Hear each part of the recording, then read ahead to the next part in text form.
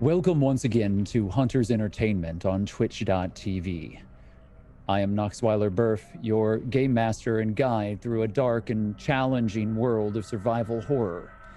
Tonight, as we do every Tuesday evening, we are playing Outbreak Undead. This game is not for the faint of heart, and I, as the game master, have confirmed consent with each and every one of my players tonight. Our lines and veils have been very carefully drawn, and we have safety protocols in place to assist and to protect everyone at the table. We ask you for your consent as well, and we encourage you to read the content warnings very closely. This game offers us all an opportunity to explore dark themes and to shine a light on the human condition in the safe confines of our imaginations. That, however, takes bravery and the support of each and every member of the table here. Not every character is being played with the same objectives as the others. Some are directly working against one another and are in communication with dangerous outside forces. Simply put, this game can be deadly, and not everyone who is at the table is going to work together towards a unified end.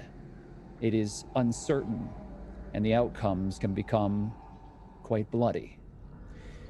You see, in this world, there are no magical swords to be discovered. There are no valiant knights or castles to hide behind. The dangers here are far worse than dragons and magic. They wear a face of a world that died long ago, and they're the echo and dying gasp of a civilization that was choked off so many years now gone by. Still, in the greatest darkness, hope burns the brightest. I would like to thank both JB Jara and Alex Hillman for all of their assistance. They are behind the scenes, and we certainly couldn't put this program forward without their steadfast support. The entire Hunters team has helped us to make this campaign happen, and we are grateful to them as well. Please, tonight, sign up to the Scry program in our panels below, and you can engage directly with the communities of the apocalypse. You can take on the role of a survivor yourself, and you can help to divert resources and goods to where you think that they are most needed. Make no mistake, your choices will mean the difference between life and death. All of the varied communities within the Rag and Bone universe are counting on you and the resources that you will gather and distribute to them. Our tireless Undead moderators are currently in the chat, and they're prepared to help you by answering any questions that you may have. They will support your efforts, and we are grateful to them as well. If you are enjoying this content, then please consider making some social noise for us. Find your way to the platform of your choice and post social media messages to help us grow and bring more survivors into the fold. You can join into our Discord, and you can connect with others who you feel might also enjoy this particular brand of Dark Ride. Enough of all of that, however. There is much to do tonight, and I don't wish to waste our time. Allow me to introduce you to each of the players in tonight's little nightmare. Michelle, would you like to introduce yourself, talk a little bit about everything that you're doing on the internet, and tell people a little bit about the character that you're playing? Sure. Hi, everyone. I'm Michelle and Bradley. You can find me every week here on Hunters Entertainment, obviously, and every Wednesday over on twitch.tv/officialpaizo for the Starfinder campaign over there. It's very fun. It's basically bugs in space that talk about bread. It's cooler than it sounds. I also host over on the Total Nerd YouTube channel, talking about doing deep dives about video games, playing nostalgia games, and that's a lot of fun too. And I used to play Juniper, who met her untimely demise last week. Rest in peace, F in chat. And this week I am playing Faith, who is now a part of the. I don't want to talk about too much about revealing. Basically, I'm part of the Capitol, and Achira left me and my adopted brother to die a long time ago. That's a lot to summarize in one sentence. It is quite a lot to summarize here before we begin, but have no fear. There will be plenty of time for us to explore exactly who Faith is and what she means to the groups that she is circling with currently when we enter into our story. Markia, would you like to introduce yourself, talk about everything that you're doing on the internet, and introduce everybody to the character that you'll be playing tonight? Hello, I'm Markia McCarty. I do a number of things with Hunters Entertainment. On Mondays, you can see me on Roll20 app. We do Kids on Bikes with Roll20. I'm a 11 and a half year old golf spiritual guru on that one who last episode was threatening to kill a man that had turned into a turnip that had possibly experimented on her mother when her mother was a kid. So there's a lot going on there if you want to check out that show. That's 8 a.m. Pacific time. It's spooky small town adventures.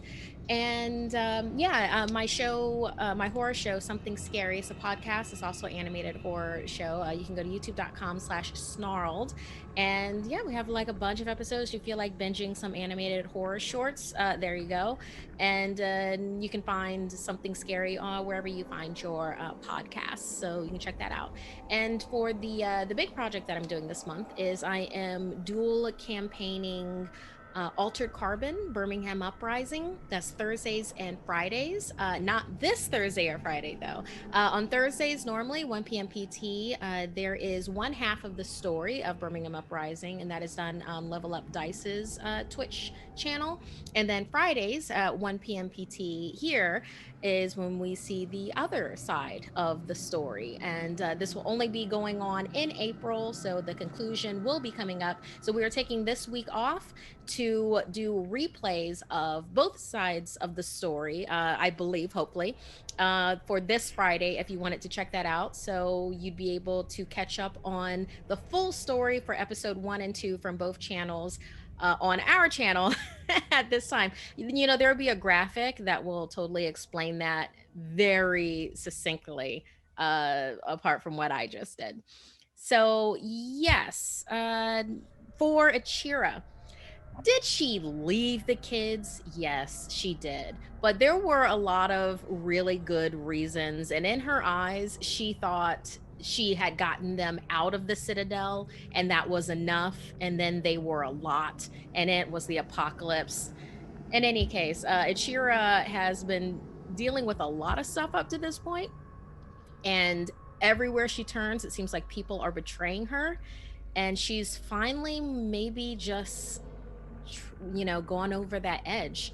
Last episode, she was literally about to backstab baby Faith, not knowing that she was baby Faith, though. So there's a whole thing that's going on with there. There is a whole thing that is going on there, and we will explore some of that tonight. Now, we have two very special guests with us. We are very, very thankful for their appearance. First, we have Alquin. Alquin, would you like to tell everyone a little bit about what you're doing in the outside world and just touch upon who you'll be playing tonight?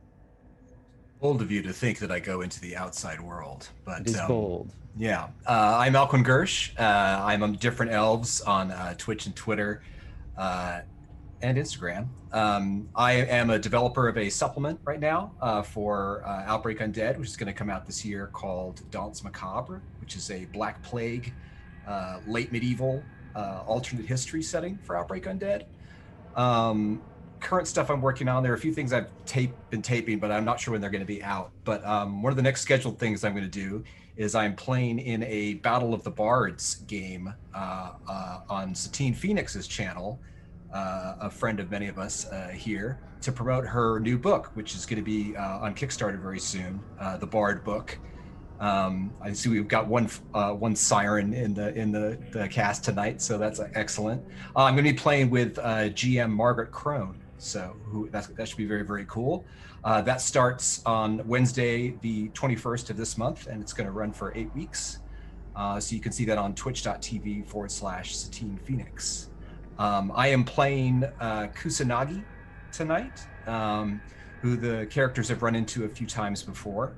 Kusanagi is a rag and bone tape trader and someone who was alive before the fall and definitely cherishes the memories and media of the old world and is interested in trying to rebuild not just the structures and buildings that make up society, but its actual its stories and history and mythology.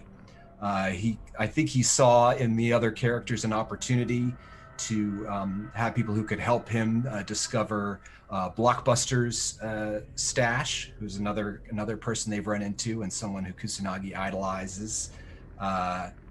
But the group has been volatile, to say the least, and so he's not really sure if they're the people that he needs to help him, and he's been trying to help them, but his options are limited, so it may be what it may be.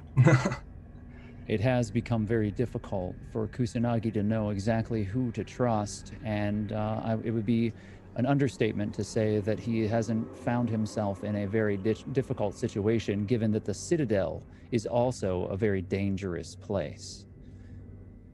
We'll find out more about that once we begin, though. Last but certainly not least, Cynthia, thank you for being with us again. Would you like to talk a little bit about the things that you're doing across the internet and who you'll be playing tonight?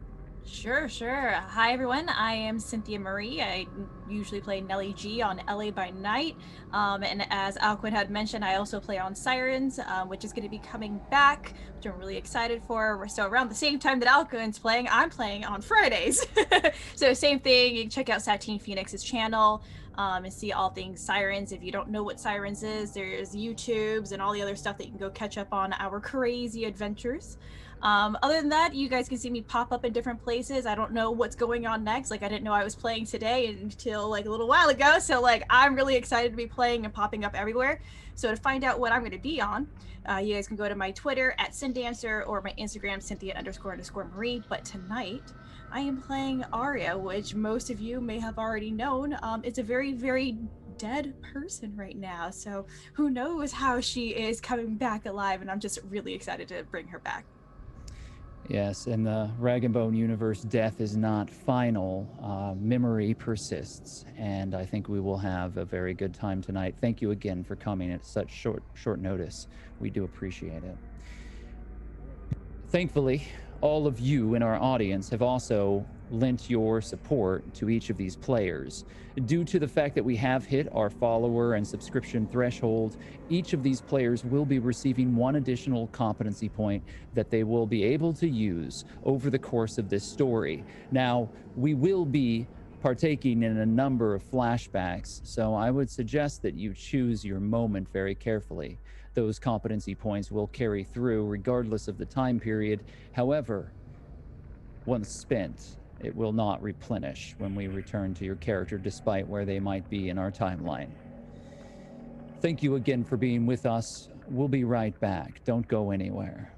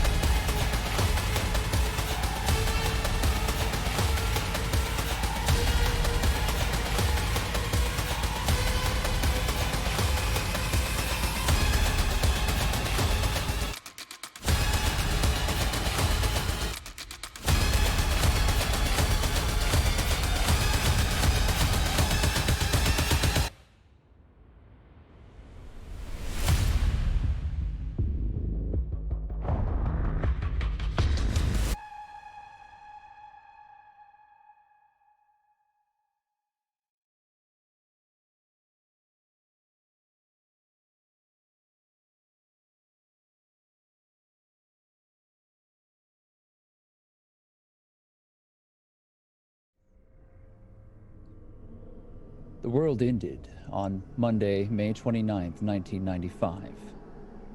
The sky fell, and the dead would not die. Civilization quickly collapsed, and the sickness spread like lightning to even the most remote reaches of the world. They called it many things, but it started out simply as another round of the summer flu. It became something far, far worse. H195 was commonly called Legacy, or the Reaper's Kiss. It was as deadly as it seemed to be, and it became even more infectious after those poor souls who were bitten or infected passed away. At first, it seemed as if no one was immune to the airborne strain, but eventually it appeared that 0.01% of the population had a natural immunity. However, even those lucky souls couldn't withstand a concentrated introduction of the virus. Through a bite, or even a deep scratch, or blood-on-blood contact, the end of days was like wildfire, and it spread throughout the entire world. People sought security and sanctuary where there was none to be had. Entire cities burned, but miraculously, some still survived. And for the next 25 years, life has struggled forward. The world now is a fractured place, but some seek to make civilization anew. The Ender's Line is a group of rag and bone merchants that use railway tracks to connect the small and scattered outposts and settlements of the Midwestern United States, trying in desperation to tie these places together, to hold a center that is quickly unraveling. They bring goods and services, medical supplies, water, food, and more to small outposts that desperately need their assistance. They are a lifeline in a world that now belongs entirely to the dead.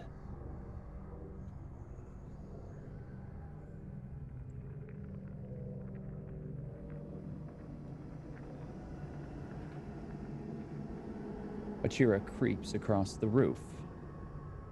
The brig below, the site of a bloody massacre. The soldiers of the Citadel have opened fire on the captives that had been released. From your understanding, Achira, none survived. Along with those losses, Juniper Song, a companion, a friend, endlessly troubled. She had value, and you saw it. The two of you had traveled now together for quite a few months. You were trapped beneath the earth for many weeks together.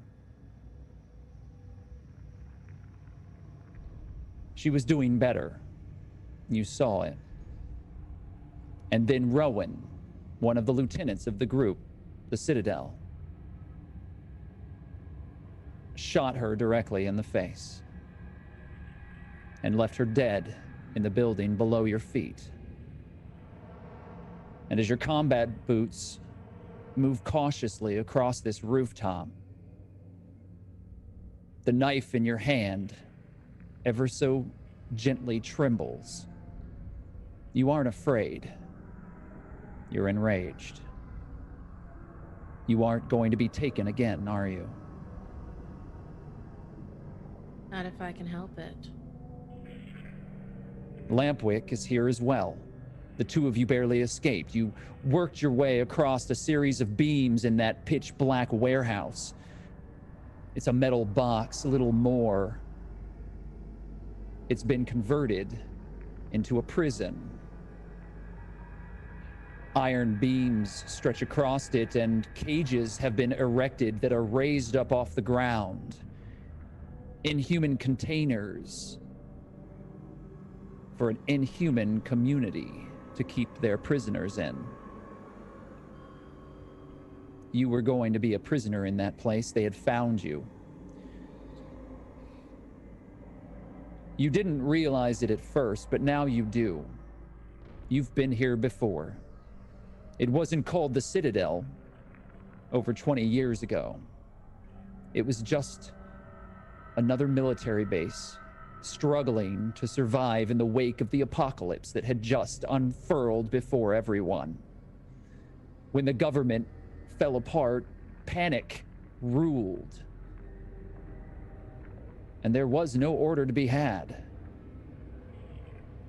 As you learned very quickly, what small groups of military forces remained quickly gathered together and made laws of their own, attempting to hold out. Wave upon wave of the dead assailed any place. It seemed that nowhere was safe, and you had been in the cities. You had seen what had occurred. You were in Atlanta when everything went south. You watched many die, and you smuggled yourself in a shipping container here to the middle of what was once known as Pennsylvania, near Pittsburgh.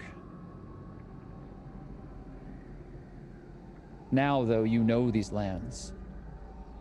You took up cause with the Rag and Bone. Now you travel, doing what you need to turn a profit and survive. It served its purpose, but you've always been much more solitary. You've learned the lesson again and again. When you stick your neck out for others, you pay a hefty toll. That knife is trembling in your hand as you creep forward. Lampwick is trying to talk his way out of it. You've long since stopped listening to the words. He's doing the thing that he does. Just making noise. Trying to soothe the situation. Trying to weasel and worm his way into the minds of those listening. On the ground are two individuals from the group that has been known as the Shepherds. White, skin-tight masks that reveal absolutely nothing about their faces. They were shot. They're on the ground. Lampwick is now checking for signs of life. But he's also talking and talking. The corded rope is to one side, and this member of the Citadel standing there has her back to you. She's made the mistake of listening to Lampwick. It's going to be her last. You step forward, and in one quick motion, you wrap your arm around her and drag your knife directly across her throat. Faith, you screwed up. You never screw up.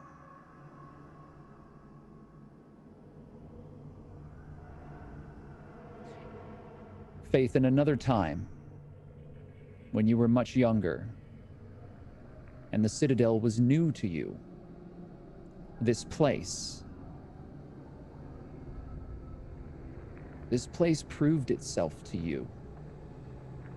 It showed you that humanity could survive.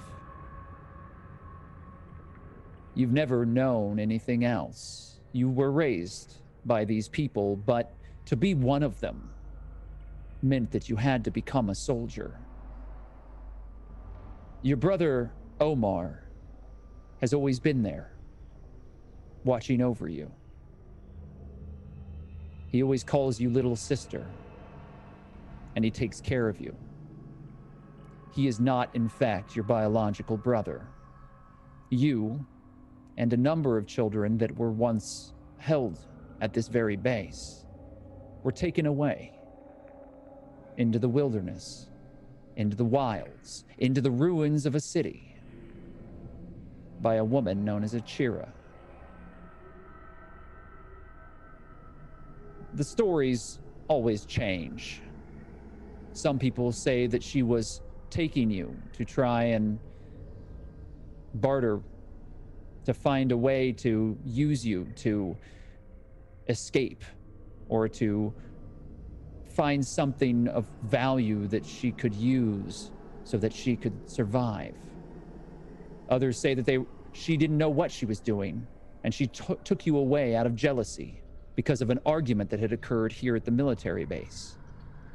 It doesn't really matter. You were too young to remember. What you do remember, though, is Omar's stories about what you and your now dead brothers and sisters had to do to survive, and how it was slow and painful. The Citadel believes that people are worthy of a life. You've witnessed this. But you've also witnessed that they expect everyone to pull their own weight, and that whatever skills you might have need to be honed and used for the betterment of the entire community. Your brother has never let you forget what has happened. And the moment that made you one of them happened when you were just 14 years old. You remember it clearly. Faith, you're standing there now on top of a makeshift wooden tower. You're about 20 feet off the air. In your hand is a thick, well-made twine rope. To your left and right, 2 other towers stand. 2 other members of the Citadel, roughly the same age as you, stand on those towers. This is important. This moment, this test. This is known as the dead end.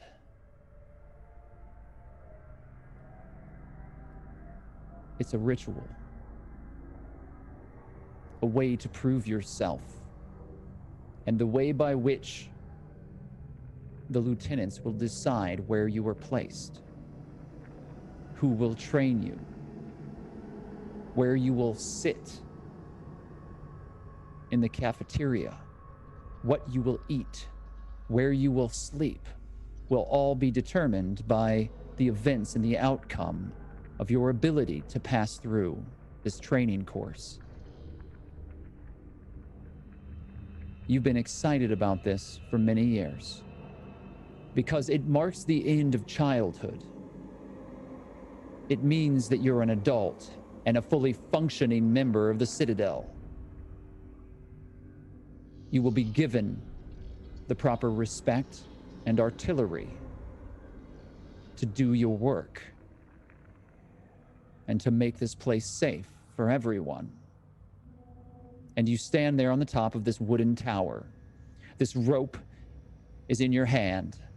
2 other young Citadel members are on towers next to you. And there is a crowd because the Citadel loves nothing more than a show. And this will be a show. There are bleachers with individuals with binoculars and rifle scopes, all watching as you stand there.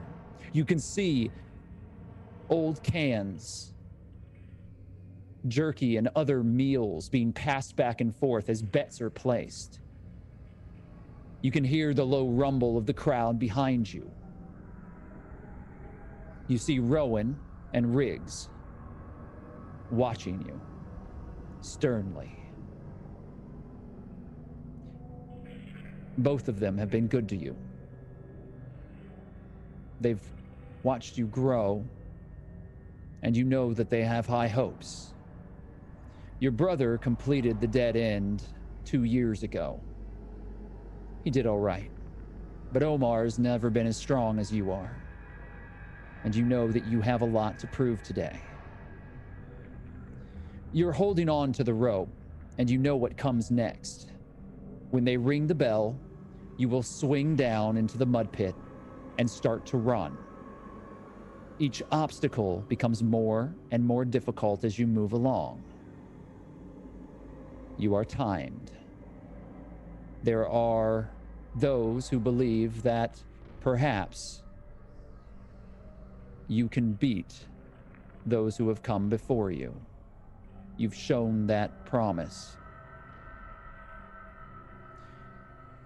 Faith.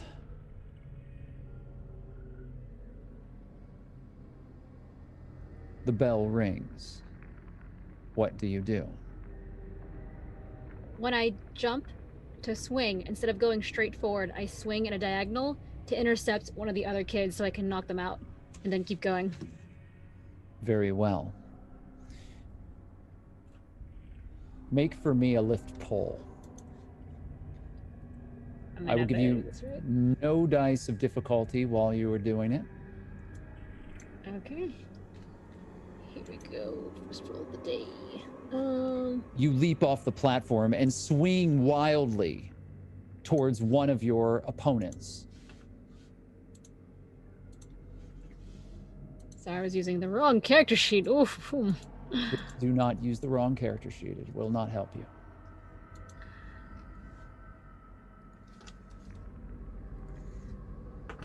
All right, you have 2 degrees of success.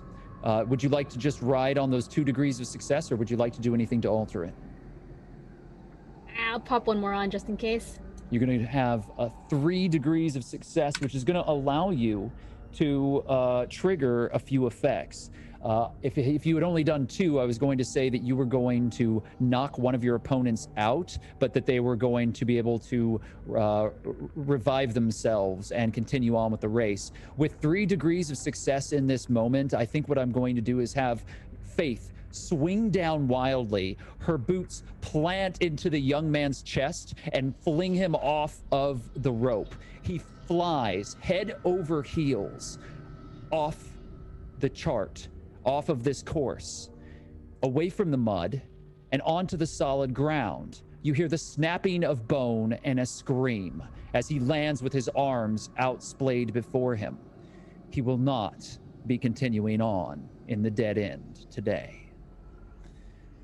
However, you hear a raucous cheer erupt from the crowd as the members of the Citadel go wild at your action. You land in the mud, and your action has slowed you slightly. The other girl, nearly 15 years old, has sprinted off ahead of you. You have lost a little momentum due to your choice, and she is already at a series of net ropes where she's climbing up towards a large log that is bisecting this muddy course. What do you do?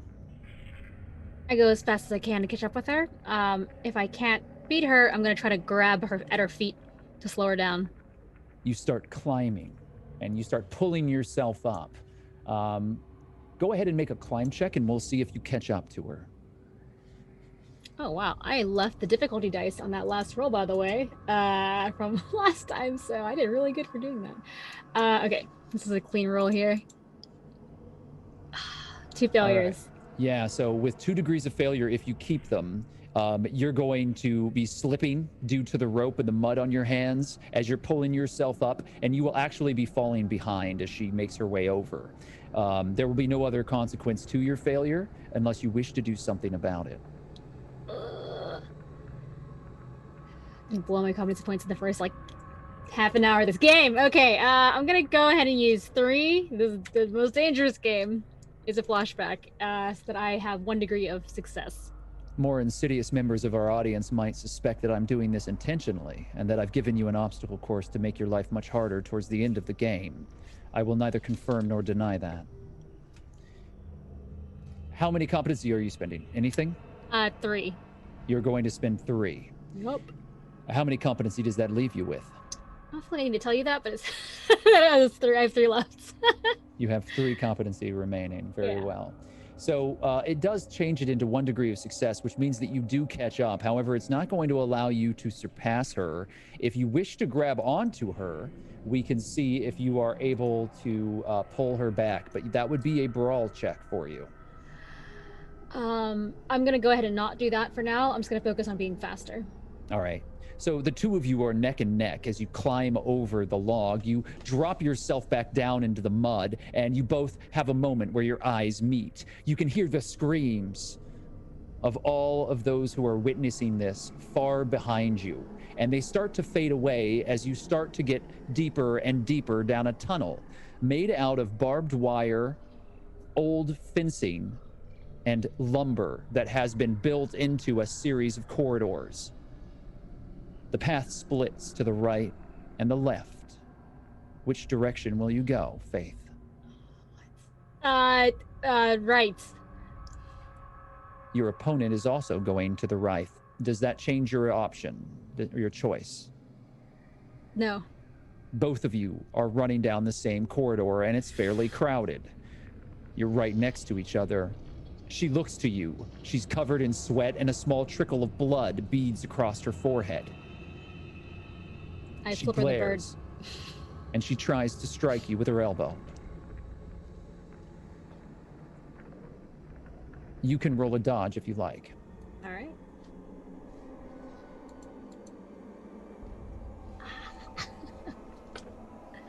Faith, you do not dodge unless you wish to spend some of those competency points.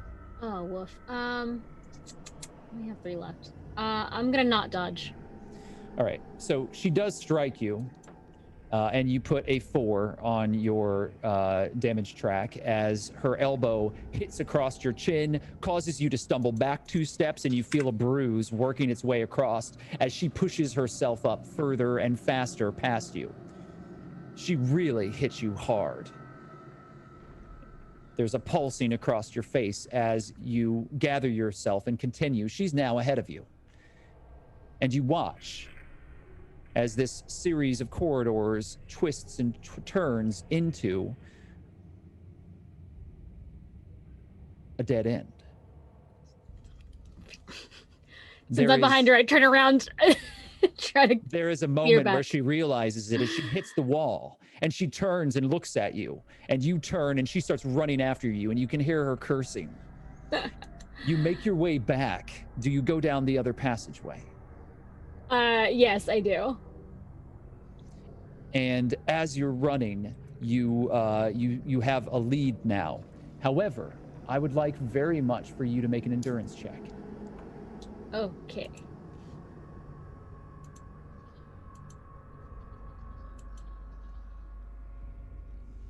With 3 degrees of failure, it is not that you are necessarily running out of breath, but it is the endless slipping of the mud at your feet as these boards are slick and you are constantly pulling yourself back up. And there is a burning sensation across your legs and your chest as you are exhausted from constantly trying to maintain your balance in this slick environment. Do you wish to maintain 3 degrees of failure here? Question, are we in the woods or is this like something different? You are inside the citadel itself on the back end of the complex. Now, the complex is enormous, and in the back there are wild open spaces, and there are trees and other grown areas. This is technically built in a way that it leads outside of the fences. Because if we're technically in the woods, I get stuff for that. But if we're not technically in the woods, I do not get stuff for that. You are in the woods. Heck yeah. That means I get +2 competency. Because I have survival skills. So I will spend just 2 to make this only 1 degree of failure. Very well. So if you spend 2, it's only 1 degree of failure, which just means that you've slowed down. Yeah. Your opponent has caught up, and you hear her panting behind you. She's still at least 20 feet behind you. However, she's catching up very quickly as you continue to push through. You make it to the end, and at first it looks like a dead end. What do you do? Do a spot listen, because either we fucked up or there is a door here somewhere that I cannot see. Make a spot listen check. Alright, please do well. With 3 degrees of success, you look up and you realize that the wood of the ceiling in this passageway doesn't look quite right. Do you do anything about it?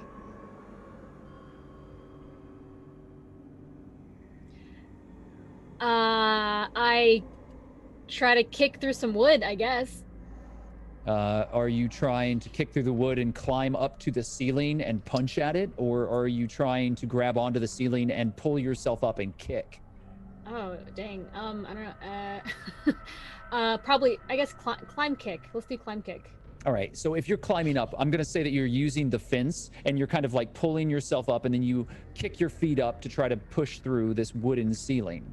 In doing so, however, I'm going to impose 2 black dice of difficulty due to the fact that there is barbed wire wrapped around that fencing and you are covered in slick mud. So you can go ahead and roll your, go ahead and make a brawl check. And Brawl, okay. yeah, so you can kick at that piece of wood, and we'll see exactly how you do. Find some wood. Oh my god, come on. This is there's too many rolls. Do you wish to keep the 4 degrees of failure here? Yeah, I guess so. I don't really have a lot left of, so I'm gonna just show. So 4 degrees of failure means you are gonna fall. And so you're taking a 2 and a 1 to your damage track. What is your threshold? 6. So you actually have a wound now, as something's going to have to be pushed over. It is minor. It is, you feel your shoulder ram into the ground as you drop down, and your arm immediately begins to tingle as you hit the wood underneath you with a thud. And there's a sliding of mud as an individual stops right above you. You see your opponent. She looks down at you. She smirks and starts climbing up the fence to try and push on the ceiling again, having witnessed you trying to kick your way through it. She climbs up, and she hits and hits and hits, and eventually this wooden plank drops down and she pulls on it, and you can see that her knuckles are bleeding. However, a open area reveals itself, and a shaft leading upward with a single rope that drops down, and she drops back down to the ground, looks at you, and begins climbing. What do you wish to do? I also climb this thing, and if I happen to catch up with her, I try to pull her down. All right, we're going to determine that by a climb check. So Okay. you have wounded your shoulder, and you feel this sharp pain in your arm as you start pulling yourself up the rope. Cool. I can't really use any of my gear or anything, right? Because I'm not. What gear do you have on you? Oh, well, I have climbing gear, which I should have mentioned before. Then you can use your climbing gear. Oh, well then, let's say that I did that. Okay. And let's see. The climbing gear is. All right. This is insane. I don't even know what happened. I added more things, and it made it worse. It made the roll worse. Well, you rolled a 98, so that is 5 degrees of failure. Faith, after the wound to your arm, you realize that you are more hurt than perhaps you allowed yourself to believe. But you didn't want this to end here. You didn't want this to end now. You need to complete this. There's no stopping. No matter what happens, you know you have to win. So you pull yourself up, imagining the faces of both Riggs and Rowan. You're grabbing onto the rope, and you feel the mud sliding underneath you. Do you wish to allow this to remain at 5 degrees of failure? I can blow the rest of my competency points and make it 2. I only have 3 left. You would only need to spend 2 of those to get it out of being catastrophic. Okay. At that point, it means that you're going to be far behind, and it's going to take you a very long time as you pull yourself up this rope. And you do manage to make it, but your opponent is far ahead of you. And this shaft leads all the way up to a series of walkways in the trees, and they are overseeing a wild area outside of the citadel. And you hear the rattle of chains all around you.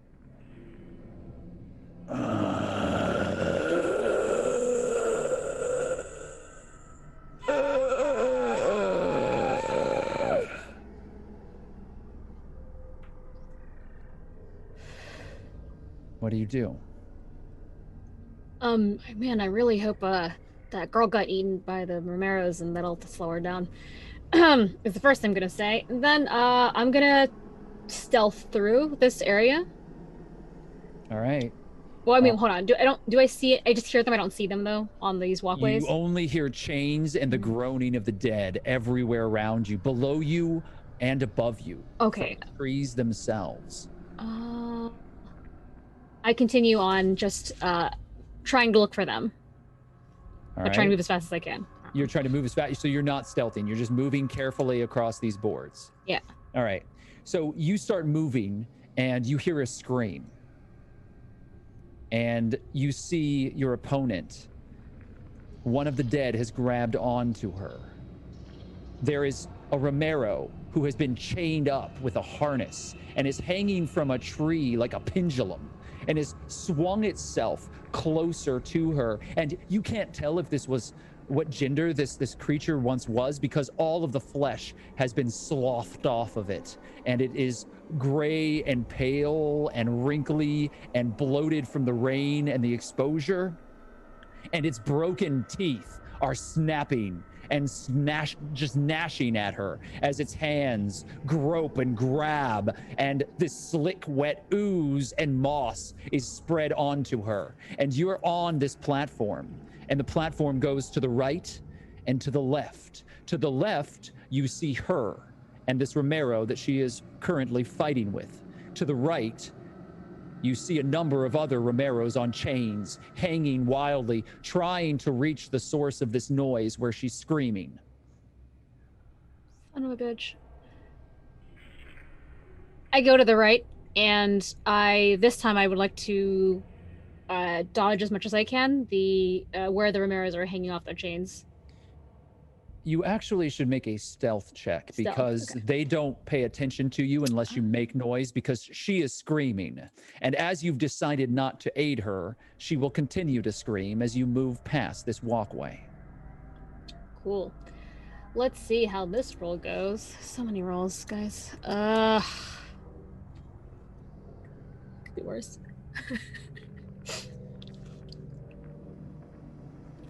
You slowly make your way across this board, and then your foot hits it. A wire and a group of tin cans swing out of the trees and entangle you as all of this noise erupts around you, as there's a rattle of old keys and empty tin cans and bottles as they clink and clatter together. And immediately, two of the Romeros that were hanging from chains turn their attention to you. Now you can make your dodge. The most dangerous game. Okay, click, click, click. I don't want to use this roll 20 thing anymore. It's very bad. Remarkably, you have rolled 5 degrees of failure once again. You've been grabbed. Now, you have no competency remaining, or are you able to reduce this? 1. You may wish to use it here. I use it. I've got 45 survival points. I'm gonna buy those off me and use them on somebody else later. I'll take 25 of your survival points and we'll remove 2 of them, making this less of a catastrophe. Yeah, take them. That's 25. So now you have 3 degrees of failure, meaning that you're grabbed, and while you haven't been immediately attacked, it is trying to pull you into itself. This particular Romero has a dislocated jaw, and you see its jagged teeth have broken through the skin of its mouth and its lip, and its tongue is bloated and lolling out as you watch this cloud of flies swarm around you as it grabs onto you.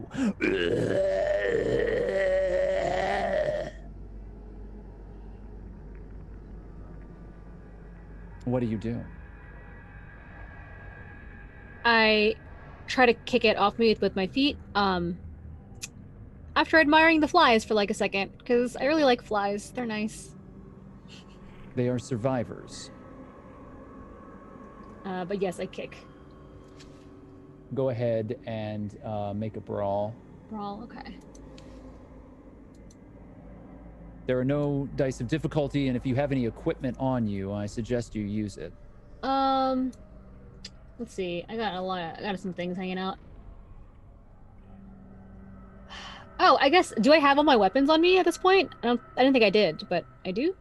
You have whatever you had on you. If Oh, that okay. is a gun or a weapon or a knife, you have that. Oh, I use gun then. I use gun. The power of gun, sorry. I take out my 9mm pistol and I just shoot it in the head. Okay. You grab onto your weapon. I'm not even going to impose any difficulty due to the fact that you are drawing this weapon while grabbed by this creature. However, you pull it and you push the pistol right up against its head, and it twists as you fire. It blows off part of its face, and gore leaks in front of you. However, you do not put this Romero down as it pulls itself back towards you, and it bites at you. It fails to make purchase on your flesh, and it grabs on to part of your jacket and rips it off. The sleeve of your entire jacket pulls back as it swings wildly. You're left on this walkway. The cans are still clattering. However, now you notice that your opponent has become very quiet. Okay, well, good for her. What do? You're clear. I keep going. You pull yourself up and you continue to run. Another set of wet, slick hands grab onto you but misses. You feel it move across your bare arm, and you throw yourself onto another platform just in time as more of the dead continue to reach at you as they hang from these trees on chains. Sitting on this platform is a single long rifle.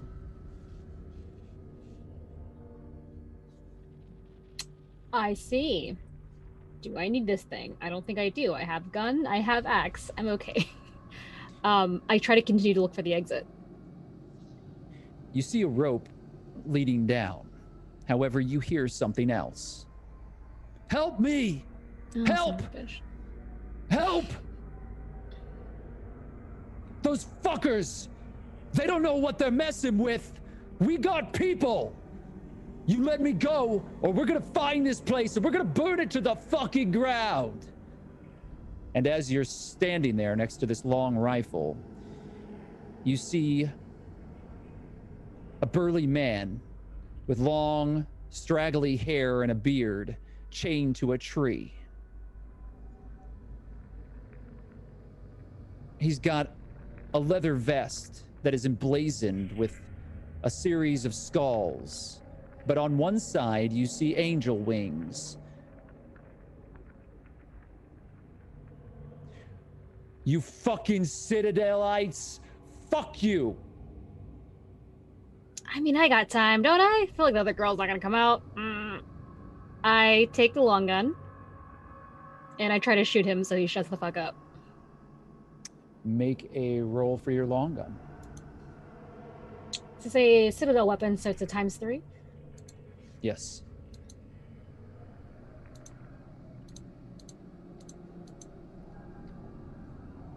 Oh, it did not roll. Okay, try that again. Sometimes Roll20 gets really mad at me. Okay, try again. Clearly. Long gun, it's having a day. Okay, submit. It's not rolling for some reason. If you wish, go ahead and roll your pistol. Okay.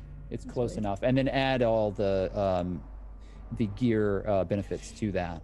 Got it. Okay.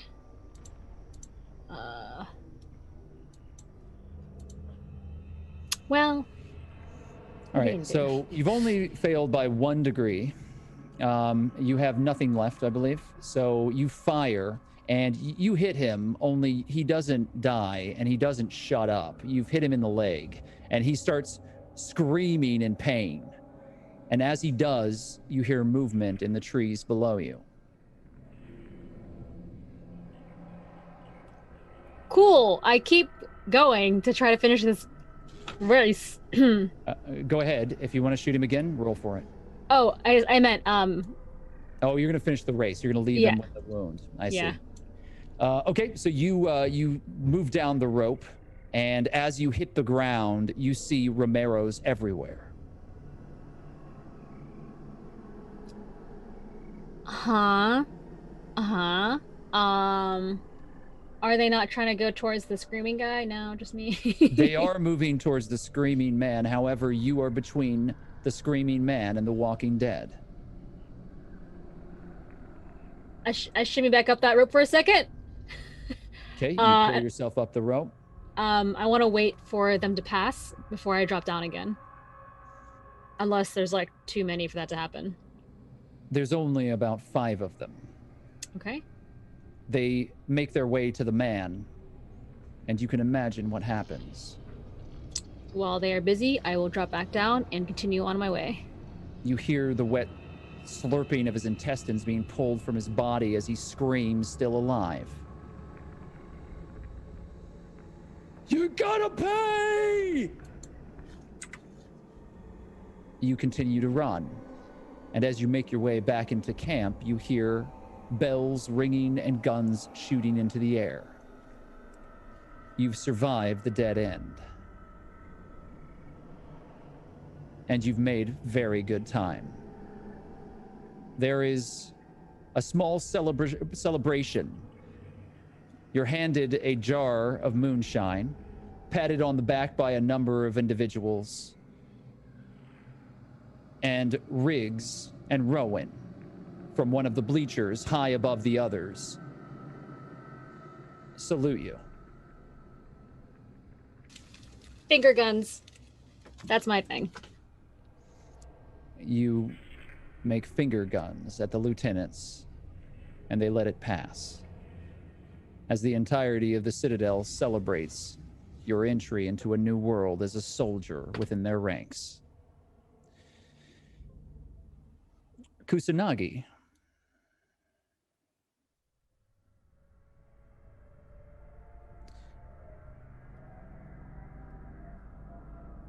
You heard the gunshots, the rattle of their machine gun fire.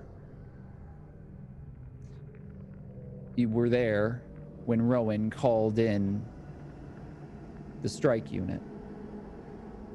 You realized at that point that the chances of Achira and Lampwick and Juniper making it out of this safely were becoming very, very unlikely. The entire situation was beyond Fubar. However, someone had been causing a number of sabotages throughout this entire installation. The Citadel is under siege. There are fires outside as the biodiesel depots were hit. Someone knew where they were being held. Someone had insider information. And somebody made some very strategic and intelligent choices. You recognize that, being strategic and intelligent yourself. You had decided to remove yourself from Rowan's immediate vicinity. It's a dangerous place to be. She's wildly unpredictable. She seems logical and level-headed one moment, and then she flies off the handle and is murderous the next. Riggs is little better, except Riggs does it with a smile. You're currently in the generator room. 2 doors here, you find, have been unlocked by someone. One of them leads to the armory, which has never been left unlocked. This is a small armory, one that is specifically meant to service the soldiers that are installed at the brig. So those who have been assigned here are able to find additional riot suits, clubs, some ammunition, and a few hand pistols. Nothing extraordinary. However, as you pass by the door that has been left open, you do see a box of smoke grenades. Additionally, the second box that was, or the second door that was open, leads to the generator room. Someone has cut a number of the wires here. You think that you can quickly fix that. The question is, Kusanagi, do you want to?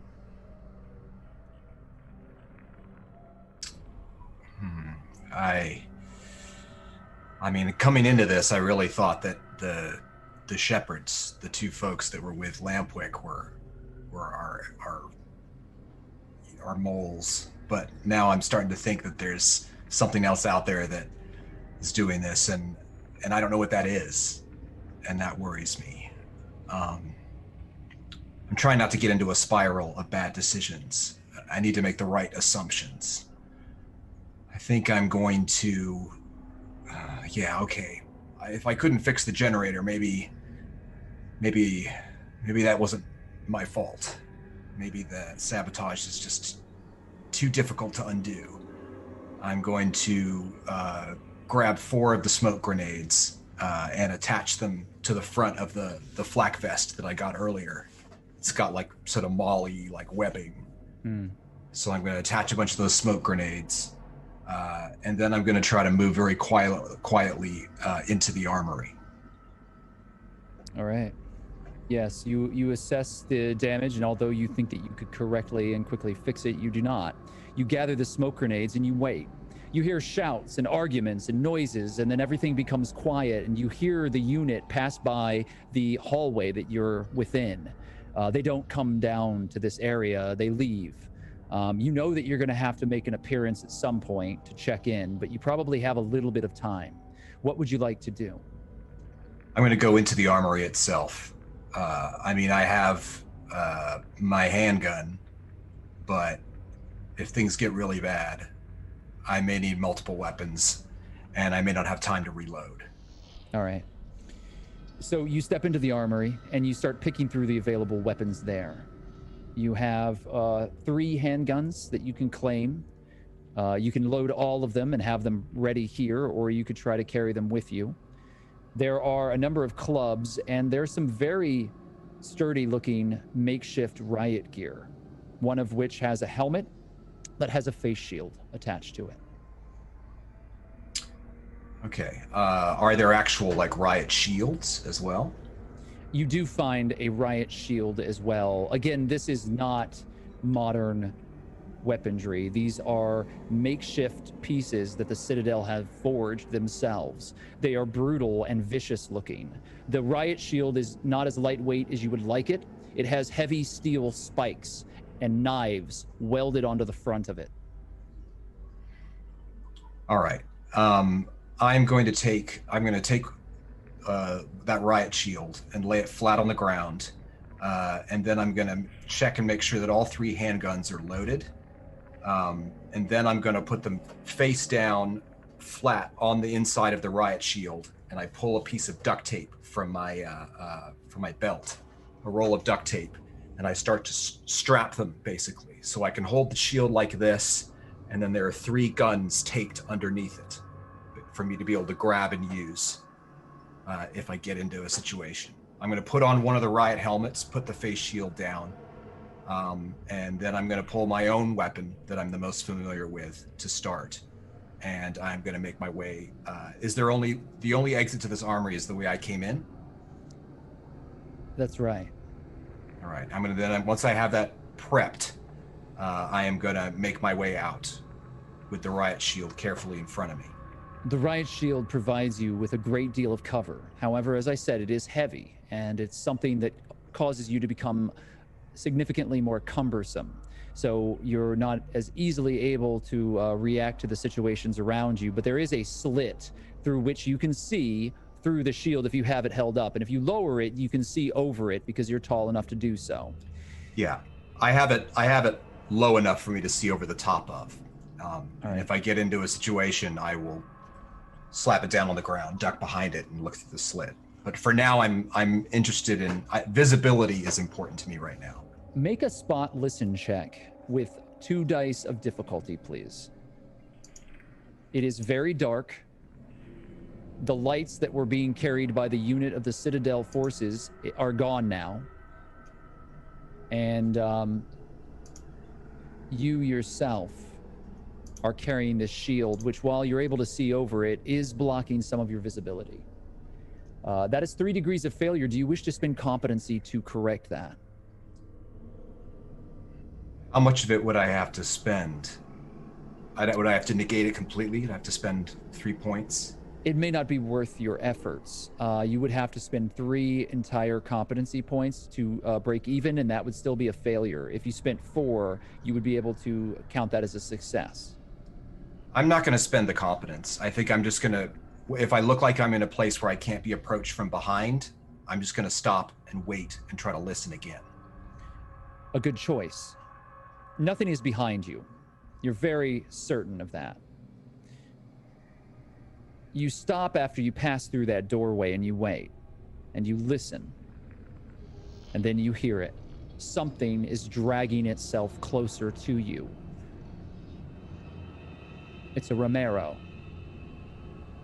Its spine seems to have been severed, and it is dragging itself across the concrete floor. And there's a wet, slick line of blood behind it that now you can see from the pale firelight entering in from the doors to your right.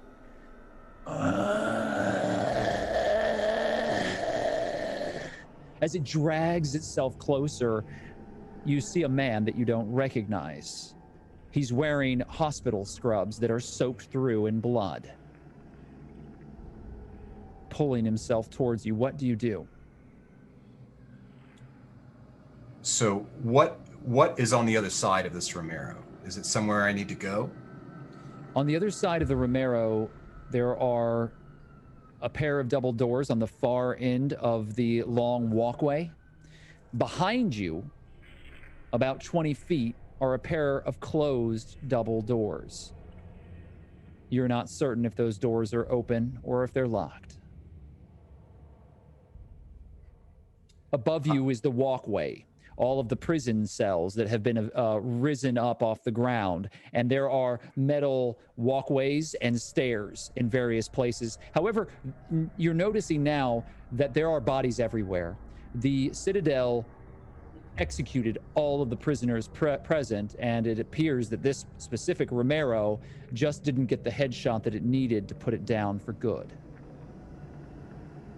I'm going to back carefully towards the closed doors.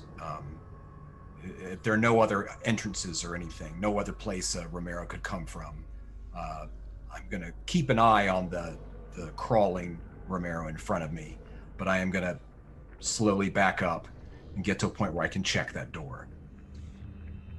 It's then that your foot hits what you missed. There's something just to your left on the ground that you didn't see because of the shield. Thankfully, however, it's not a Romero. It's Juniper. Her body lies out before you like a broken rag doll. There is a single bullet wound on the right side of her face. There is an enormous pool of blood underneath her.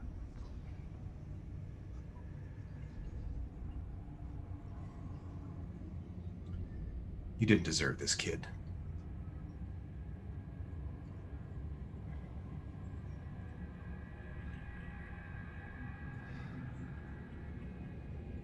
I am going to center myself and continue backing up towards the doors I was looking for. You carefully take a step over the body, and there's a spurt of blood that issues forth from her mouth as a very weak breath gasps forth, and you hear ragged breathing.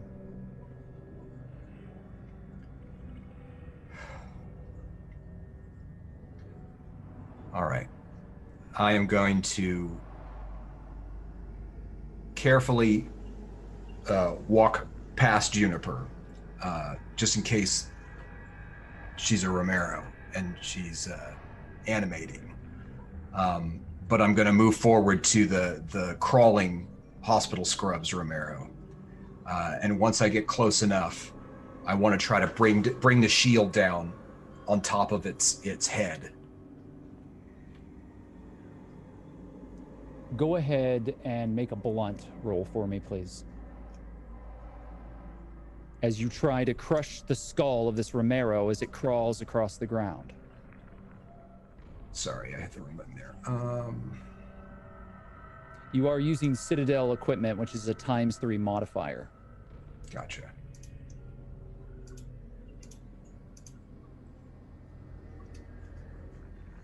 Kusanagi, you smash the skull of this wholly immobile Romero as it's pulling itself sort of futilely across the ground. It's an easy target as you slam the shield down and you crack its skull. Its body jolts, wet, slick, black blood flows across your boots and onto the concrete floor, and then it stops moving. And you hear Juniper's ragged breath behind you.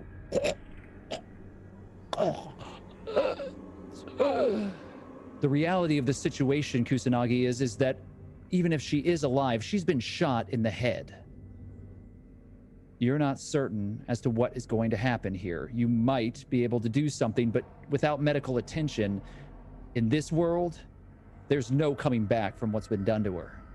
You have some very difficult choices to make, but we'll come back to you.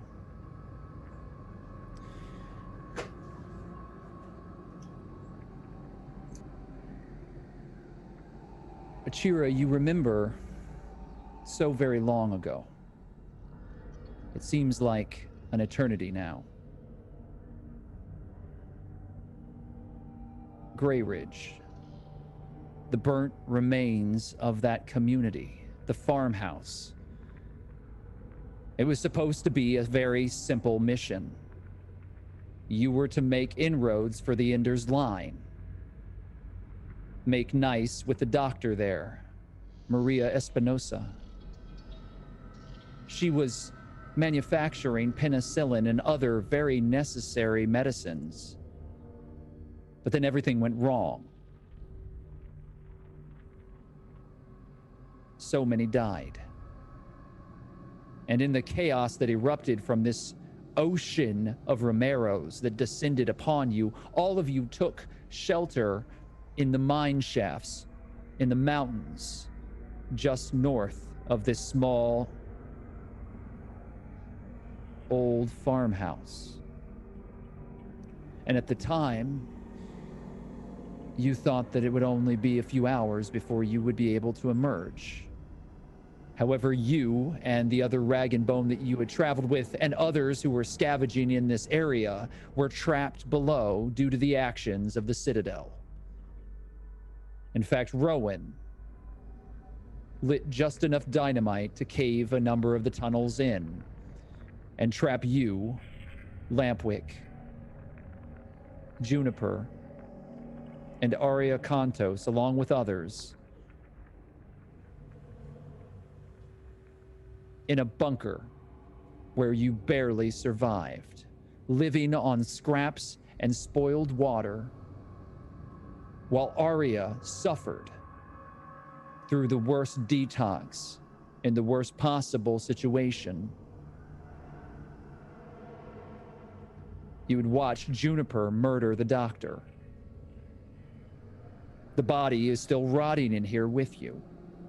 You passed through all of that. Eventually, the Ender's Line returned and you were saved and brought back out to the fresh air. And now you, Aria, Juniper, and others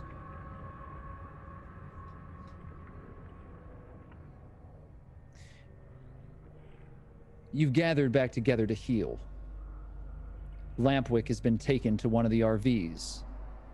This isn't just one organization or community. This is multiple that came to try to triage the situation with the Grey Ridge community. It was that important.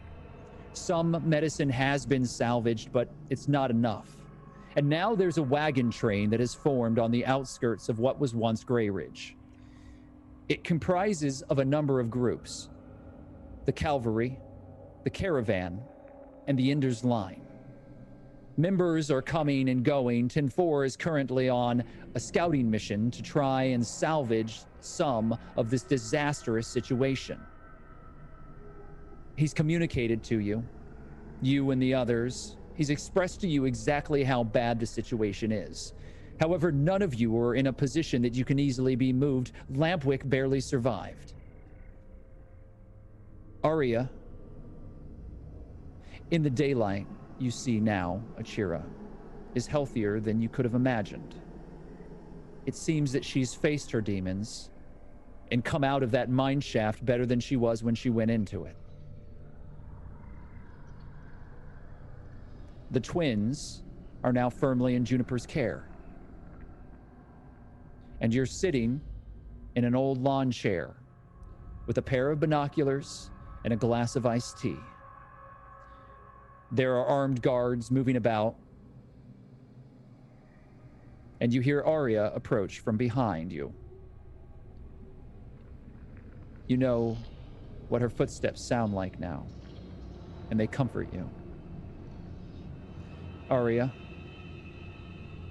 you see Achira sitting there staring off at the remains of what was once Grey Ridge. What do you do? Gonna walk up to her and put a hand on her shoulder and say, "What you looking at?" Just remembering. I really should take up bird watching. That might be a better thing to start doing. I wouldn't know the names of any of the birds, though. I'm sure we can find a book or something that can show you the different types of birds, no? Have to keep an eye open for something like that. That might just be one of those lost things, you know? That's true. That's true. Well, if I ever come across something, I will certainly get it for you as a gift. A bird watching book? I mean, yeah. Gotta live for something, no? I'd like that, actually. Okay, so Nice what do to- you think that one is? I'm gonna call that one Yellow Belly. Yellow belly. Very, very well, it looks like it's gonna run. So, I mean, just...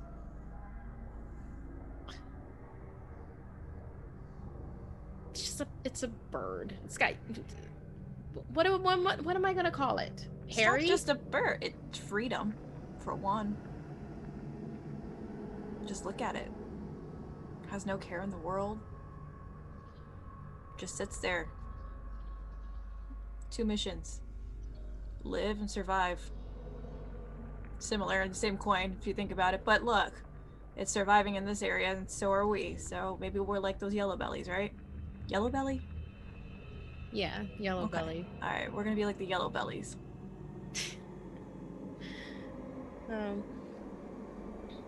Well, wouldn't be bad to find a place to nest sometime. They do have that going for them, too. That'd be interesting. Set down some roots. Not have to keep going everywhere. They thought that they were setting down roots, though. Grey Ridge. They thought they were safe behind a wall with their mine shafts and their escape route and their science. They thought they were safe, and they should have been. They should have been safe, and they weren't. Yeah, but I think we can learn from their lessons and be smarter than what they did. And instead of being in a big group, maybe it's just you and me. You and me? And the twins? You hear a bell ringing. It's a sound that you've gotten to know quite well. It's Lampwick inside of his RV. And every time you hear the bell, you see some member of either the caravan or the cavalry producing some item that he had been asking for. A towel or a fresh meal, water. They are waiting on him hand and foot. It seems that he's worked his magic and embedded himself firmly in their hearts and minds. Are you sure you don't want to take bullshit Jesus with us? We'd never want for anything. Let me think about that. Hell no. Bullshit, Jesus. I love that. I love that you feel that way. I mean, I'm not anything against them. If there's anyone that I would trust to have my back or your back, it's Lampwick. I mean, he can be full of crap sometimes, but Aren't we all? I mean, sure, yeah, he's got everyone's back.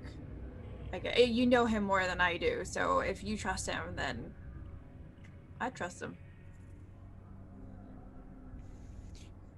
You hear the squeal of a couple of children. They're not in danger. They're playing, chasing after each other as the twins, Kit and Crash, run across the center area of the wagon train. It's been a couple of days now since they started to talk again, and not long after that, they started to play. You see Juniper sitting there watching them very, very closely. Juniper, you're watching the redheaded twins tear havoc across the central yard of this wagon train. They squeal and grab onto each other, and Kit grabs onto Crash, pulling them down to the ground, and then laughing as the two continue to fight. You know where this is going to end. Someone's going to get hurt, someone's going to end up crying, and you're going to have to be there to pick up the pieces. All right, come here, you little turds. I got a job for you. Come on, come here. Da-da-da-da. Right now. You grab the two twins, and you put them to work. Now listen, this is really important. I need you to go into the trailer and take Lampwick's bell, but you gotta do it like sneaky because he really loves that thing, but you really need to take it off him. Got it? Yeah, I'll do it. I can do that. Yeah. Awesome. Don't tell him you're taking it. This is a secret, and then you give it to me, and then we never talk about it again. I like secrets.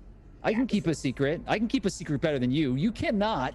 If you yell the word secret one more time, you're kind of messing up the whole thing that we just talked about. Yeah, dummy. And you see Kit pushes onto Crash, and then the two just kind of like quietly like start hushing as they start sneaking off towards Lampwick's RV. Chira, Aria, you witness this.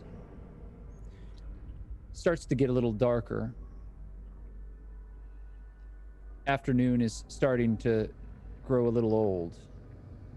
The sky is alight with streaks of purple, and the air is getting colder. Achira laces her fingers in with Arya, where it's on her shoulder. Would you really want to do that? You and me, I mean. I'm used to being alone. I did alone for a long time, and alone works, but it also doesn't work. So then I end up gravitating to people again, and then people work, but then they don't work. I've never tried just me with someone I care about. Well then, there's no time like the present to experiment with that.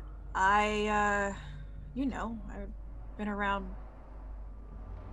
a few dozen people. I've been around just my agent and my bodyguard. I've just been my bodyguard. I've been all over the place.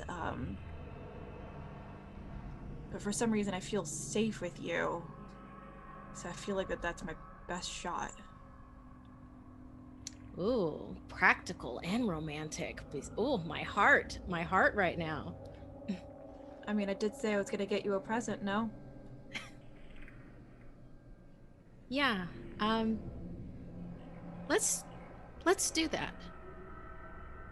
Let's try that out. I mean, Ender's Line is always there. There's always going to be another community, another faction, another insert the blank here. Let's try just you and me. I think we could do it. And we're gonna live it. We're gonna check this out. We're gonna live it to the max. Oh, oh, don't do that. You know what that does to me. Achira, you are kneeling outside of the wreckage of the campsite. The truck has been flipped over and burns still very low. The dead continue to roam stupidly around you, but you've been quiet. You know how to be quiet. You didn't know what this was on the road. You found it here after they left you. After the Citadel arrived, and that thing said your name.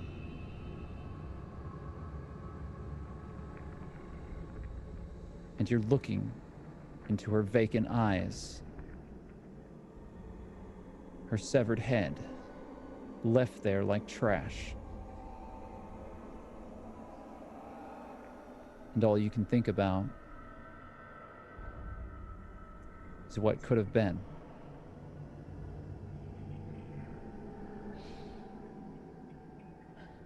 We're going to take a short break.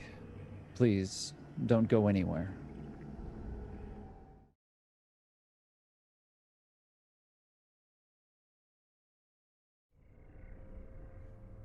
Welcome back to Outbreak Undead, Rag and Bone on twitch.tv, Hunters Entertainment. Once again, we have found our survivors gathered together and spread apart. They are scattered. Faith. You feel the draw of a knife. You have failed. You realize that you have failed. The individual was able to move behind you very carefully, very quietly. You were distracted by the individual known as Lampwick. As he continues to rattle on, you hear his words, but you've stopped listening to him. You feel the knife draw, and if it wasn't for the body armor that you are wearing, your neck would be slit wide open. However, the Citadel has outfitted you appropriately. The riot gear helmet and the chest plate have within it sturdy pieces of metal that have been stitched into the collar, protecting your neck against Romero's, or, in this case, knives. And it drags across your armor. You hear the ragged breathing of the individual behind you. They were very quiet, but they're close to you now. What do you do? I grab on to their hands and I lean over to flip them over my back. Make a brawl check for me, please, Faith.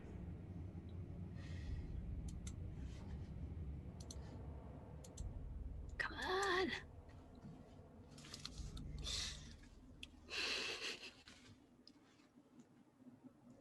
Achira, make a brawl check, please.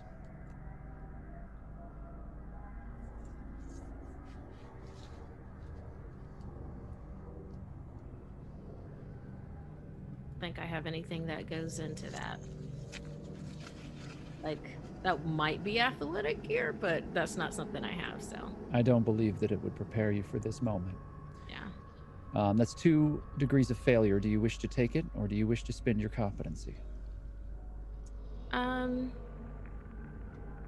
I'll take it. You're thrown forward. Faith, as you step into the move, you feel Achira's body fling over yours.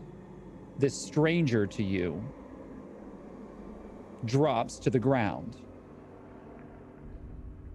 The knife still in her hand.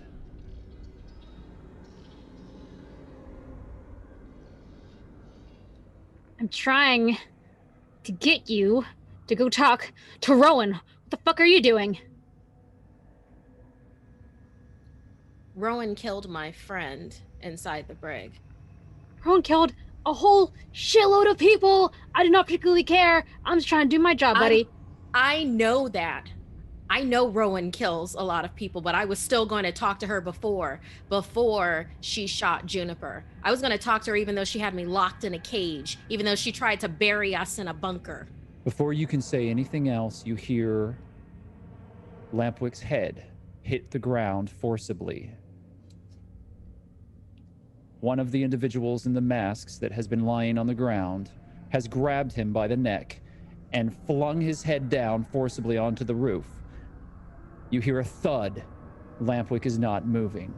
The figure is standing up with a gun pointed to you both. The second figure stands as well. Oh.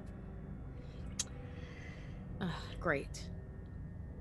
I'm pretty sure I shot them, so I guess they're just real tough. Let's go. I pull my gun out to shoot the hooded figure near Lampwick. You draw your weapon. Yes. As you do, you hear the individual across from you pull the trigger, and a shot rings out. Kusanagi.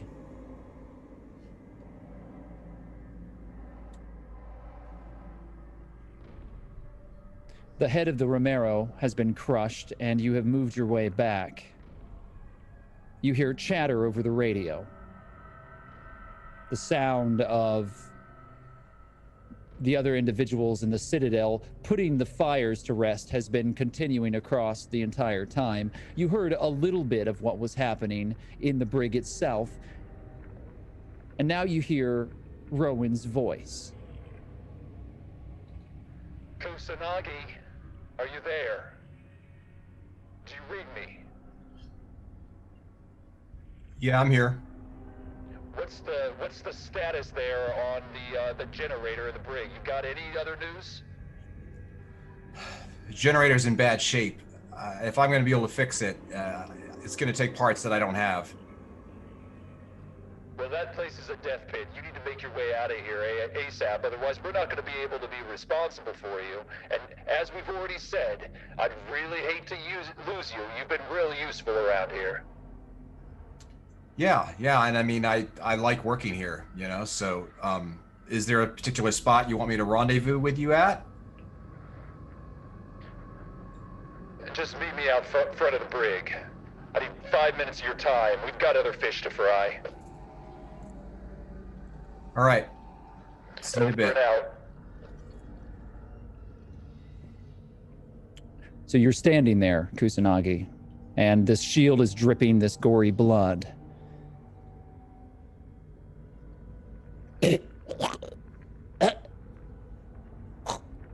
Juniper's body jerks and jolts almost reflexively. She most definitely has some severe nerve damage. She's lost a lot of blood. If you're going to help her, you really only have one option. There are medical professionals at the Citadel, but most of them are field medics at best, trained from combat manuals. They can do a little bit, but this is very serious. There's a veterinarian on site, one that has significantly more experience, just not as skillful as a doctor or a surgeon. You've heard the others talk about him, you've seen him from a distance, but he does have a small office located inside of the central complex of the Citadel. If you could get Juniper to him, she might have a chance, but given the amount of blood and the location of the wound, it's a long shot, a very, very long shot.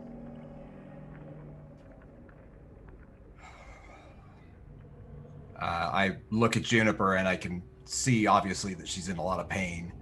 And I reach into one of the pockets on my cargo pants and I pull out like a Swiss Army knife, basically. And I just try to very methodically open the knife and kind of look at it and turn it over in my hands. And then I reach over and I start to turn her head to the side to expose the base of her neck. Mm-hmm. And then I reach forward and I'm stealing myself and I'm getting ready to just jam it into the base of her neck, just hoping that it's like, like when you're trying to kill a fish or something like that before you prepare it, like that's the most painless way to do it, right? So I start to count down from 3, and then I stop before I get to 1, and I start counting down from 5, and I get ready to do it, but I stop, and I'm just shaking and sweating, and I look around the room a bit, and I fold the knife up again and put it back in my pocket, and I look around for like a blanket or something that I can move her body with, because I'm not sure I can carry her and keep all of my gear. So I look around for a little bit and I just see there isn't anything. This is a prison. They don't give anybody anything to be comfortable or any of that kind of stuff. So I just put down the shield and move it off to the side. And I carefully try to throw Juniper over my shoulder, like fireman carry. You start to pick her up, and you hear the walkie buzz again. Kusanagi, I'm waiting. Sorry, I'm just trying to be pragmatic here. It's a big mess. I have to clear corners. I'll be there, but I'm gonna take a roundabout way. Okay. You gotta give me 5 minutes. Look, kids, you got 5 minutes.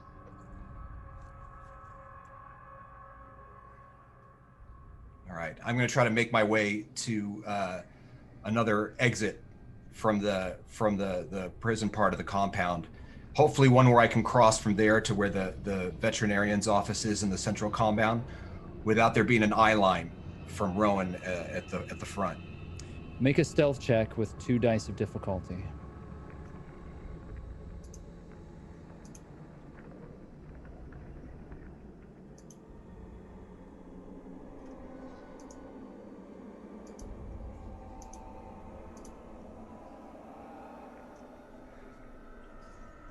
So that's 5 degrees of failure.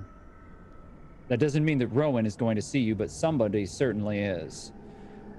Do you wish to keep it, or do you want to use your competency points? I only have 4 competency points, so... How many survival points do you have? I have 20. 20 isn't going to be enough, but if you reduce your failure, only 1 person will see you. I think I'm going to take an opposite tack. I can see that I'm having trouble, that I'm struggling, I'm having trouble. I'm just going to act like I'm supposed to be doing this. If I'm confident that Rowan won't see me, I'm not going to care if other people do. All right. That does make a certain amount of sense. I'd like for you to roll Persuade.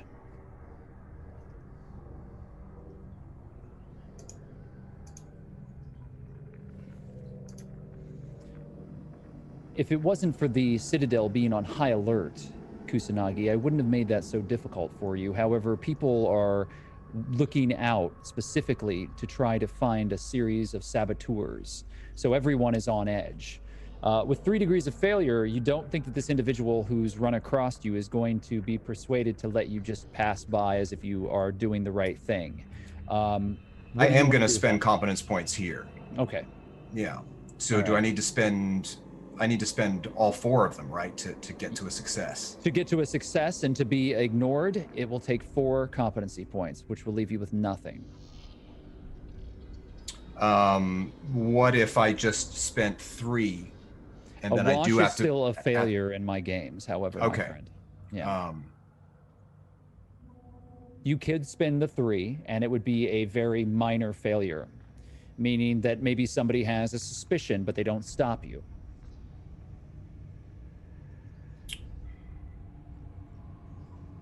all right, I'm gonna spend all 4 then. Very well. So with 4 competency points spent, you make your way across the open courtyard of the Citadel and into the main complex. Now, luckily, your workshop is a warehouse that's attached to this building, and you have some free movement between these buildings. The lieutenants are usually fairly careful about who passes through some of the more secure doors. However, you do have access and keys. So you make your way into the internal areas of the building and start passing very quickly down the hallways. You are dripping blood everywhere as you go. All right. So yeah, I try to make it to the veterinarian's office and just hope that they're in there. You burst through the door and you see a very sweaty, large man in a white coat smeared with stains and blood. He's sitting in a chair. There's a bottle of moonshine at his feet, and he's holding on to a scalpel. You can see on the opposite wall, a target has been drawn. And up against the cinder block wall, a mattress has been laid there, and he's throwing scalpels into this target. Hey, what are you doing? We're on alert. You might be on alert, brother, but I'm not on alert right now. You need to get me a gurney right now. This kid is an asset. This kid is a fighter. Holy shit, what did you bring to my door? And he stands and he starts to bluster as he grabs a gurney and rolls it over to you. This one is one of Riggs's favorites. He's been training her. She's supposed to be some great warrior. Fuck, I don't... This is your responsibility now. Look, you got... Shut the fuck up! I'm not going to tell anybody that what you were doing when you came in here, if she lives. And if she doesn't, I guess everybody's going to know how you spend your time when you should be on alert. All right, look, I'm listening. I'll do what I can here. Like, I'm sorry, I gotta cut loose. You know what it's like around here. I'm sorry, like, we're all under a lot of pressure. I know you are too. He holds up the, or did you wrap her in anything at all? I didn't think I had it. Yeah, okay, well, your jacket or a coat or something like that. So he lifts up this wet jacket off of her head, because otherwise you probably would be dripping a lot of stuff, you know? And he lifts it up and he turns and vomits in a corner. Listen, you gotta keep it together. I don't know if the bullet's still in there or if it went through, but like, honestly, like, Riggs is gonna flip out if he finds out this happened. All right. Just give me a second, okay? Look, you're that new guy, the genius, right? Yeah. Kuganami? Yes. Listen, I can't stay and help you if that's what you're gonna ask. You need to make this happen. You can't leave me here. I need hands. I am leaving you here, and her life is in your hands. I mean, she's got a hole. In a way, your own life skull. is in your hands. Because I'm telling you, if you lose her, Riggs is gonna lose you. He might even lose me. But I gotta go talk to him and try to sort this out. So that either way, no matter what happens, we're good. Do you understand me? You're supposed to be a doctor, all right? I'm a tech guy, all right? I do video. I need 3 minutes of your time. Otherwise, she won't make it. All right, fine, let's go. He gets into a cabinet. You've put the fear of the gods in him, and he's pulling equipment out, and he pulls out these bags and starts ripping them open, and you see old, dusty military medical equipment. And he's cleaning stuff up, and he sets it all up, and he pulls out a bag, opens it up, All right, roll up your sleeve. I really hope that you have compatible blood because she's got to have it, and I got to take it. And We're gonna find out. He starts to draw blood from you and is filling bags of your blood. Now, I need you to make an endurance check, please.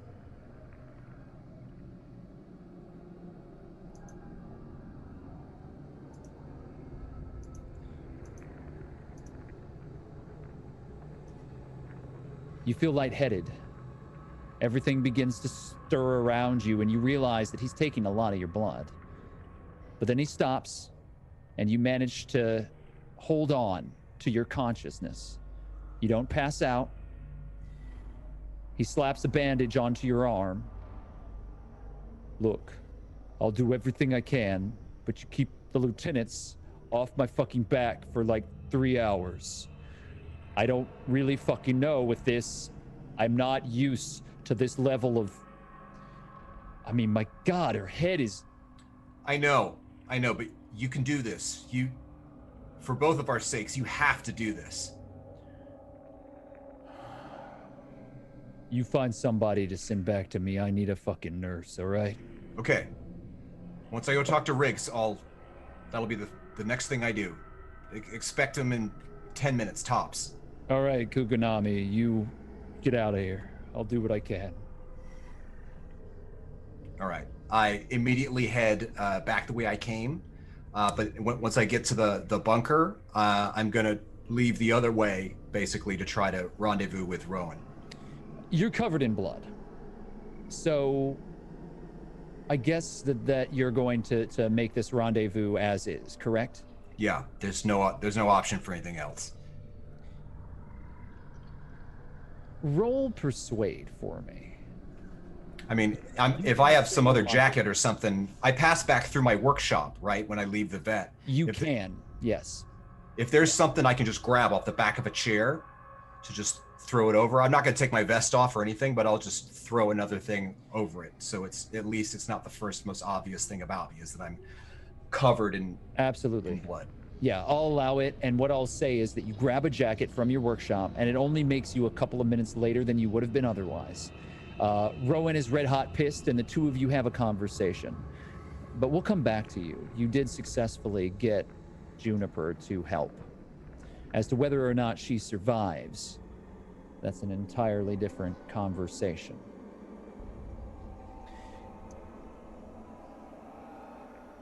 Aria.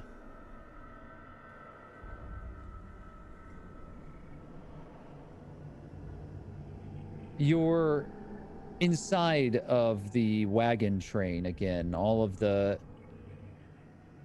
RVs and trucks are ringed about you. And while it's a certain amount of security and safety that it provides, you're tired of feeling closed in. You've just spent over 3 weeks underground. And one of your favorite things to do is to slip just far enough away that you can take a walk outside of this ring of vehicles. There are a number of scouts and of rag and bone merchants that have gathered here. Some of them are affiliated with the Ender's Line. They're directly 10-4's people, and some of them are not. Some of them are outsiders that have been promised a certain amount of goods and services for their assistance, their protection, their aid. You, Achira, Juniper, Lampwick, and the others that came out of that mine shaft aren't the only survivors. There are others who survived Grey Ridge. And this makeshift camp has become a small center, a headquarters, for those who are working to salvage what might be able to be saved, not just people, but resources from the burnt ashes of that place. The mine shaft itself has a number of the rag and bone that have been entering into it, pulling up large boxes, crates filled with weaponry and other things that they had been safeguarding. You were inside some of these safe houses and you saw what they had. the Grey Ridge community was prospering. The effects that they had from being able to trade antibiotics and other medicines had made them quite wealthy in the apocalypse. There wasn't much that they needed, and they were being wise about the way that they were storing it. There was no real way for them to know that things could have gone so badly. They lost nearly everything, but that doesn't mean that everything was taken.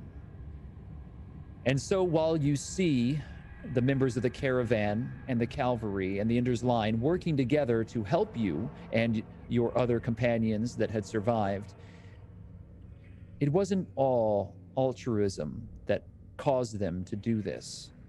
You can see that they have profited from picking the bones of this place. And as you're on the outskirts of these vehicles moving around, you hear a voice from behind you. It is an Ender scout that you've run into a few times before. You don't know very much about him, but he has sold you drugs before. He's given you fixes from time to time, painkillers mostly.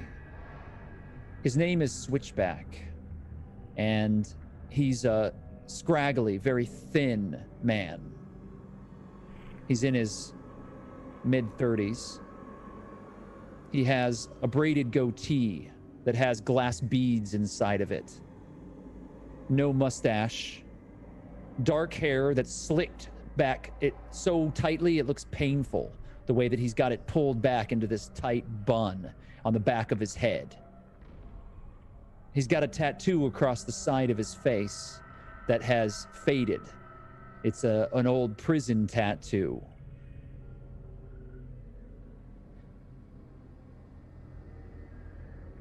You see him step away from his post, and he starts to move towards you.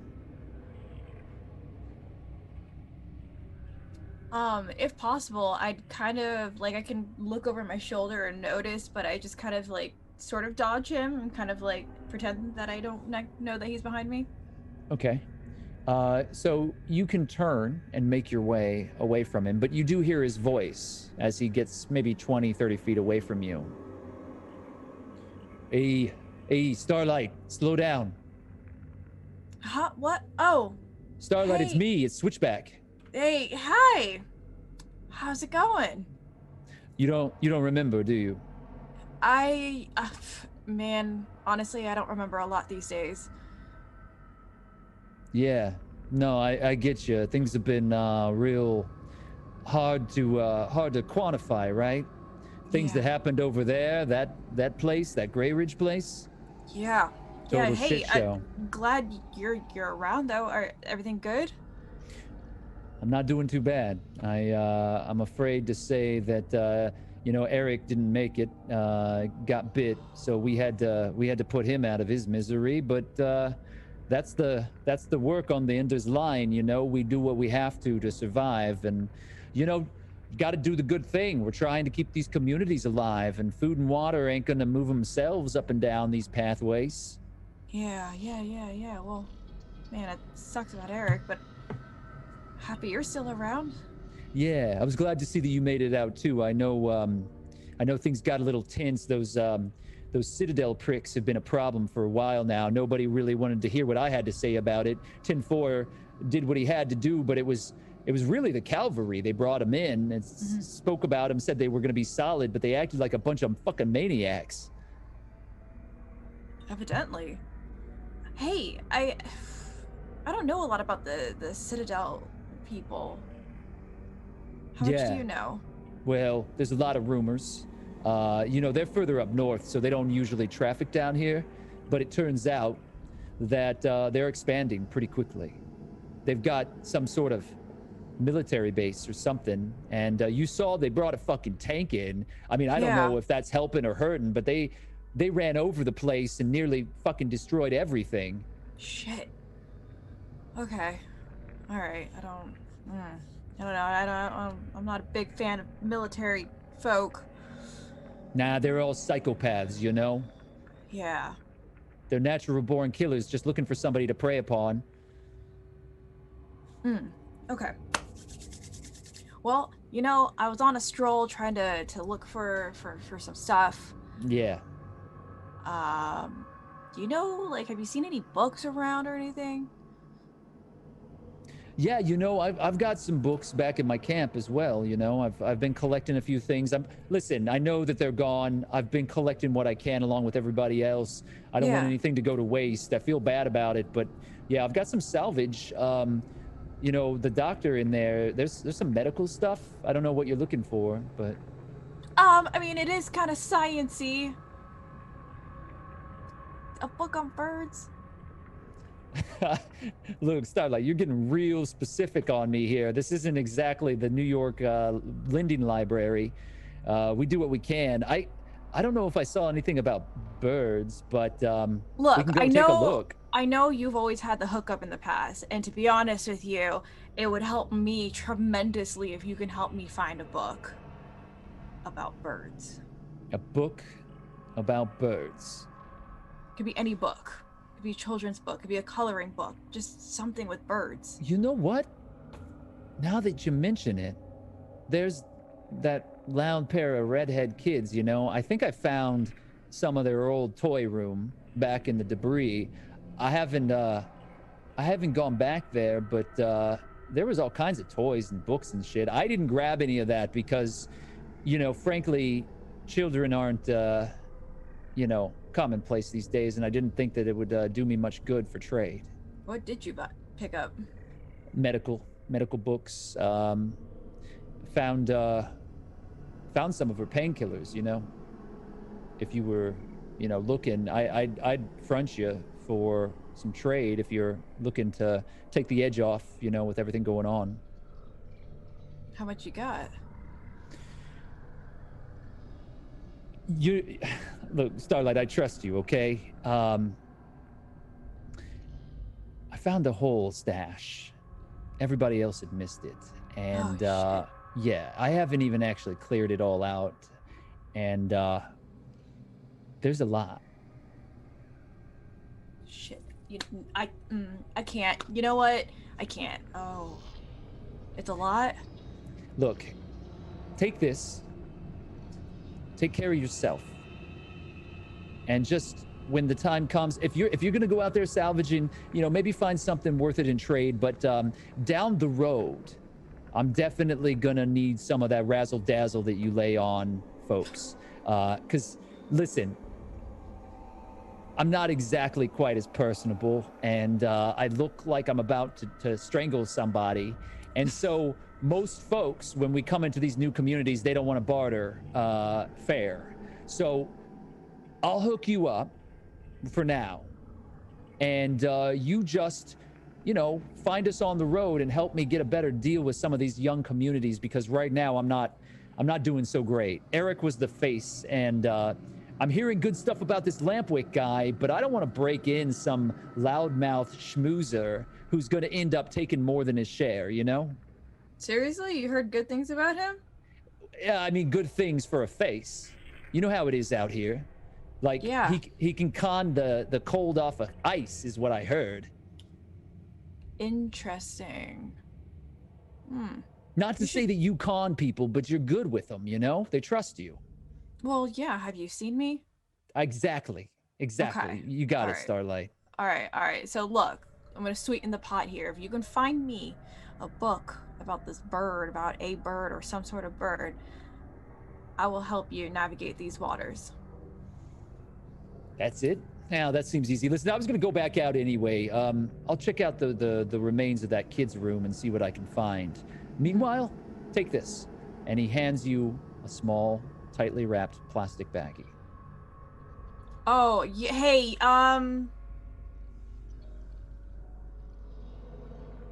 yeah, all right. Thanks. He hands it to you. He smiles broadly, slings his rifle over his shoulder, and just turns and walks back to his post.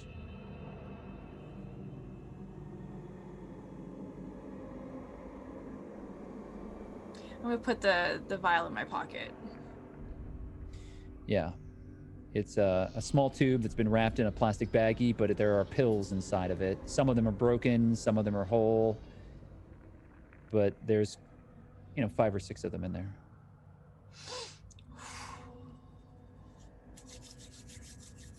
I take it back out again, and I'm gonna look at it and shake it. Achira, you found Arya. She's outside of the caravan again. You see her probably about 50 feet away. She's standing, her back is to you. You just see her standing there. Achira, what's stealth? Okay, go ahead and make a stealth roll for me.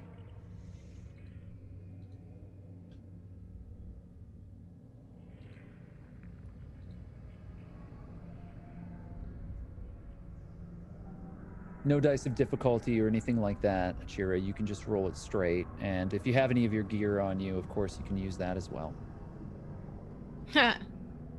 All right, so I don't know how seriously you're trying to stealth. Do you wish to use your competency points here, or do you want to let it go?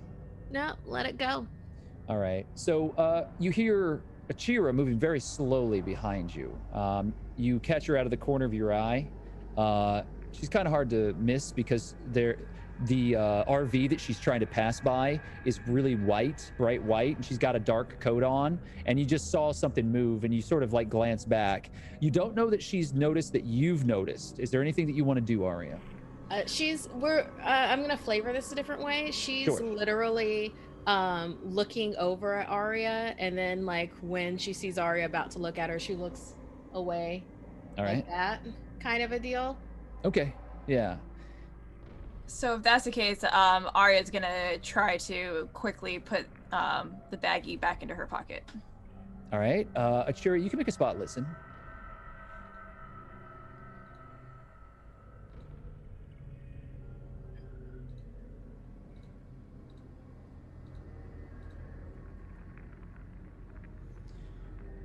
Two degrees of failure. Do you wish to sit on it?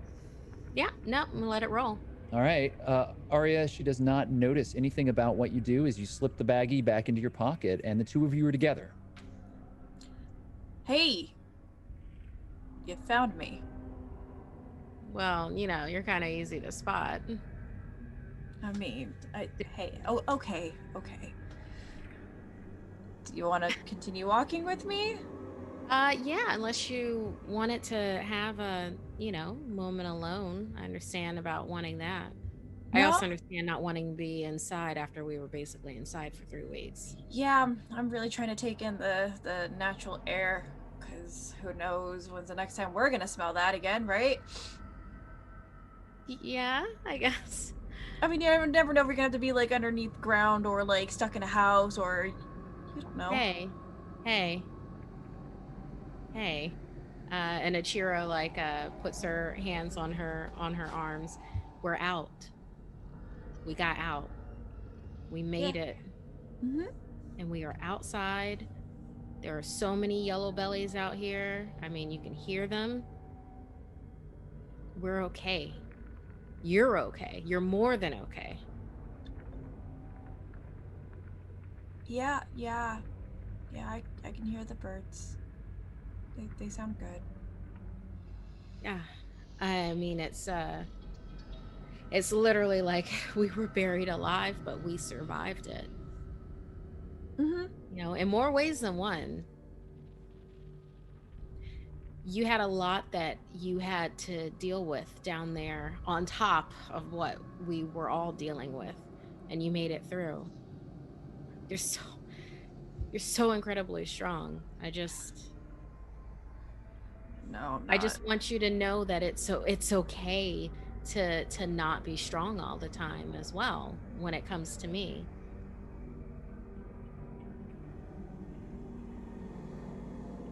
Okay. All right. Let's walk further. I need to tell you something. Yeah.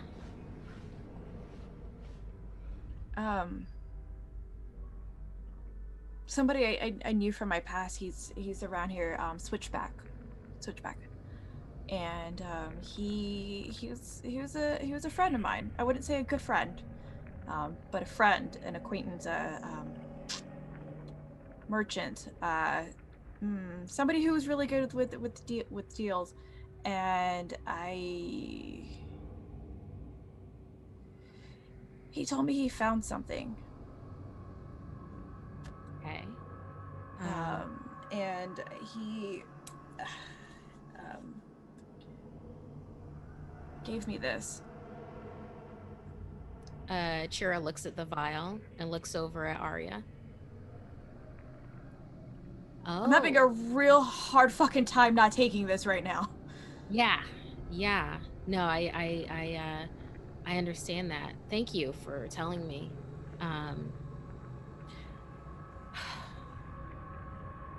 But there's more. There's a whole stash of it. Chira, this is our chance. We can fucking get out of here. We can take that shit and run. The thing that I'm worried about, the thing that's holding my attention right now is you saying that you're having a tough time not taking it. If this was any other kind of product, like guns or ammo or batteries, like found actual working batteries, then yeah, I'd be down with finding some way to lighten his load and heading out for the territories. But with this, I mean, with that, the choice is always going to ultimately fall to you.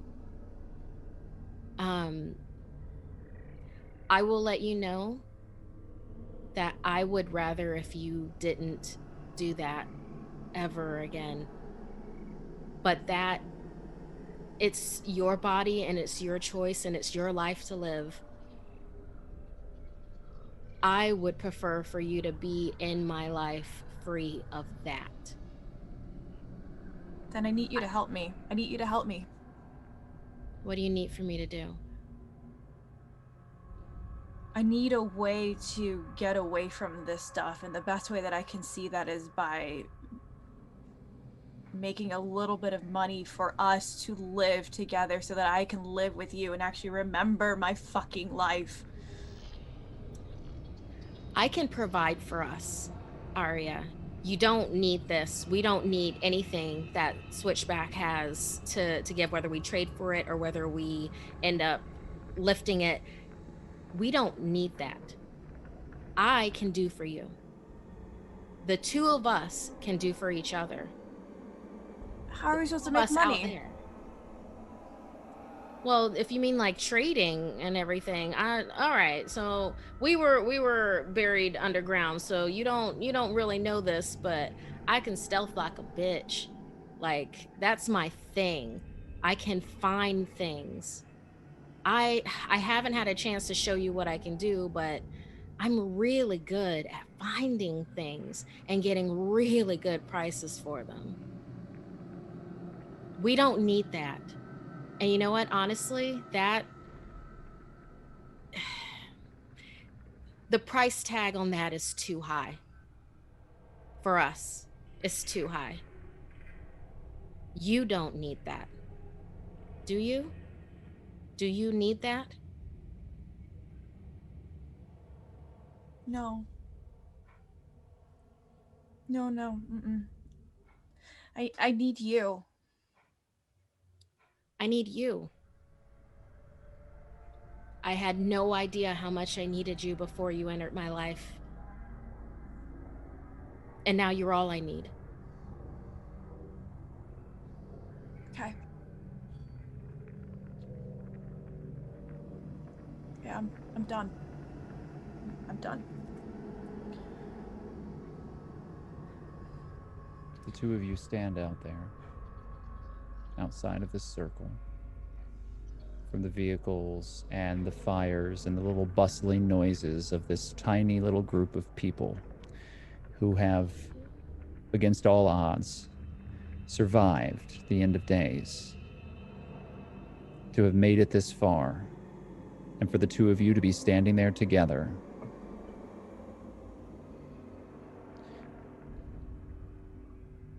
It almost makes everything that's happened up until now worthwhile. The next day, Achira, you and Juniper are gathered up by 10-4, and he explains to you that he's going to need you to pull your weight, and that since you and Juniper are able-bodied, they need to find out what the hell is going on with the Romeros. And there's only one person that he knows that has more knowledge of the Romeros than some of the individuals within his Ender's line. His name is the Gravedigger, and you're going to make a short trip to the outskirts of Pittsburgh and bring him back. The camp will still be here. He's made the decision for everyone. They're going to continue to protect Lampwick. They're going to watch over the twins. You're going to have to convince Juniper to go without them, but knowing that Arya will be able to watch over them, you think is going to make it all right. Before you leave, though, Arya,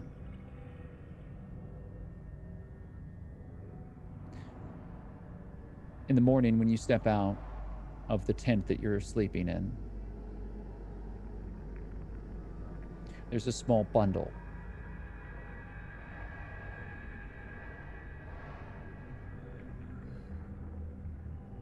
I'm gonna go ahead and pick it up. It's a piece of white linen, and there's a rope across it. You open it up, and inside is a children's book.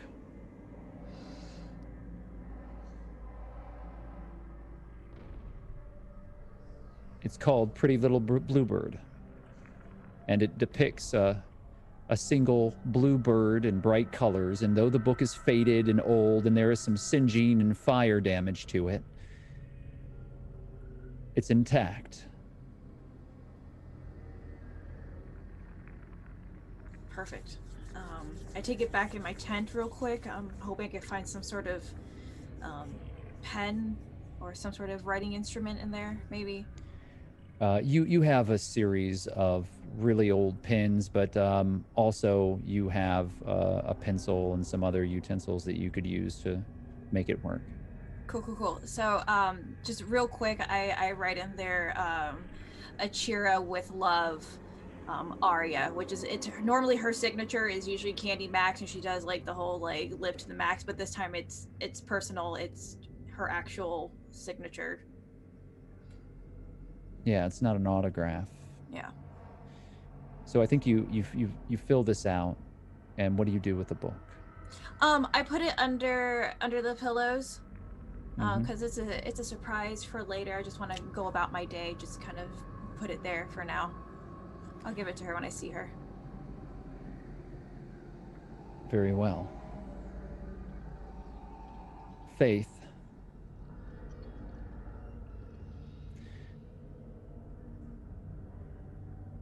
You're sitting on guard duty. It's just a few days since you finished the dead end. There was a solid 24 hours of celebration as the Citadel inducted you into the ranks of soldier, but they didn't waste any time after that. You and Omar are currently on watch. At this point, Omar's just about in his 20s. He's older than you are, but he's nervous. He's always looking over his shoulder. He's always afraid that you aren't there. It's frustrating. You know why he's this way. He's terrified. Terrified of losing you. Terrified of everything that he might lose if he's left alone. He doesn't seem to care about anything else, and you watch as he runs his hands across his tightly woven hair and brushes sweat across his brow, and he looks back at you with his dark eyes.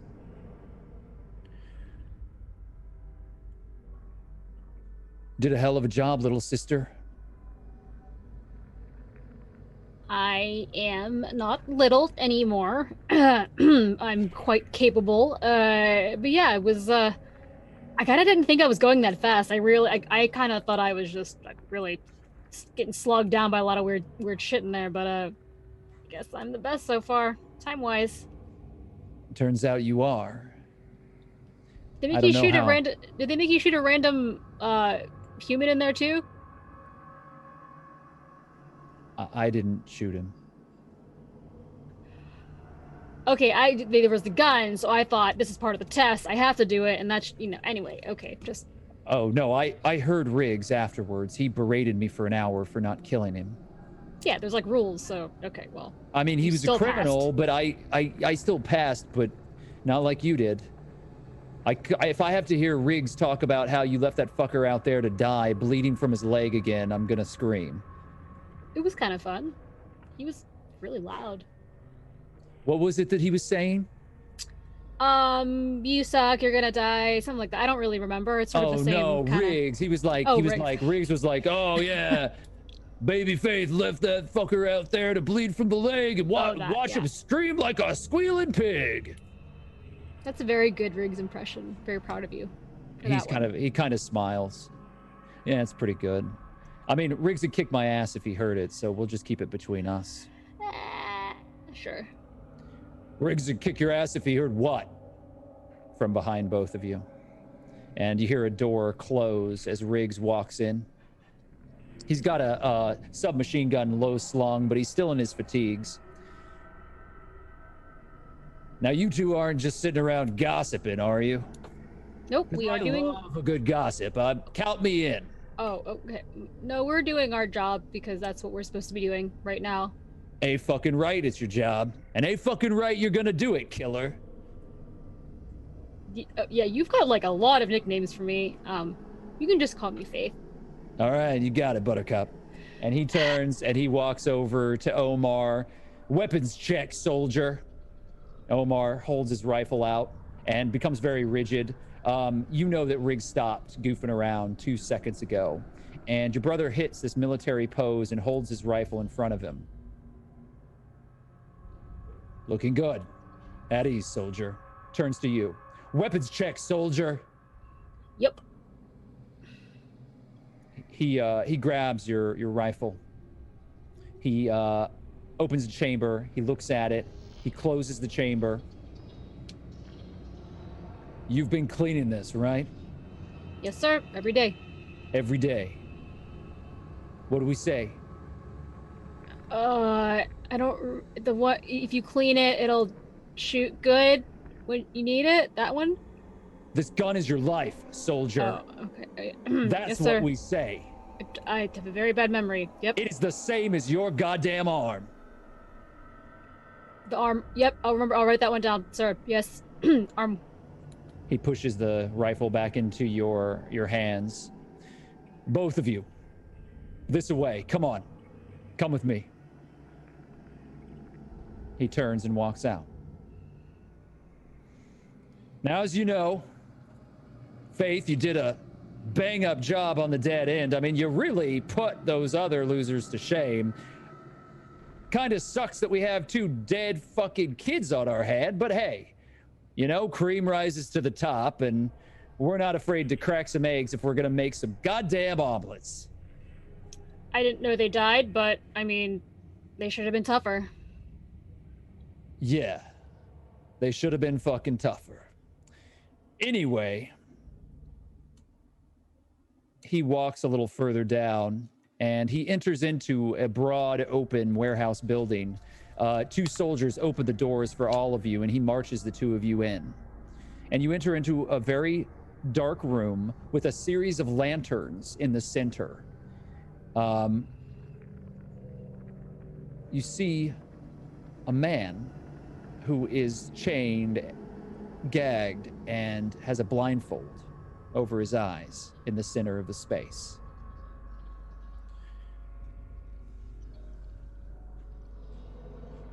We've got a criminal that we've decided needs to be dealt with. Now, this comes from the upper echelons. This comes from above. And when a superior tells you to do something, Faith, what do? You do it. Fuck yes, you do it. No questions asked. Well, I mean, I have like a couple of questions. like gun, or is that we shouldn't waste the bullet, or do we the knife is there's a lot of blood, or Those kinds of questions you can ask all fucking day long. How you're gonna kill this fucker is exactly what we're gonna figure out here. So, in honor of your amazing introduction into the ranks of the Citadel Soldiers Infantry, I have to ask you one question, Faith. Bucket or hive? Oh, I kind of thought like a tarp and then like sponge, but bucket, sir, bucket. We're gonna rough up those edges here. We're gonna find a way so that when you come to this question next time, you come to it with a little creativity and respect for the soon-to-be departed. This man here is a piece of shit, and this piece of shit deserves to die. We're gonna do it in a way befitting of what this piece of shit has done. So our goal here is to allow this trash to suffer as long as the people that he caused to suffer had to suffer because of his dumb ass. So, what do you like? Bucket or hive? Bucket. If that's still the wrong answer, just tell me what the right answer is, and I'll just do that one. The right answer is up to you. These are new. We've just now started to test them out, and you're going to be the first. The hive or the bucket. You choose whatever you like. I don't really even know. I'm going to say bucket for the third time, but I feel like it's wrong because you keep asking me the question. It's not wrong. It's not wrong. It feels okay. Faith, you've chosen bucket. Now then, A, what was your name again? And the soldiers pull down the gag off the blindfolded man who's on the ground. He spits blood, and you can see that a number of his teeth have been punched out of his face. There's a bruise across it. He's not had an easy go of it. It's been clear that he's been roughed up by the Citadel.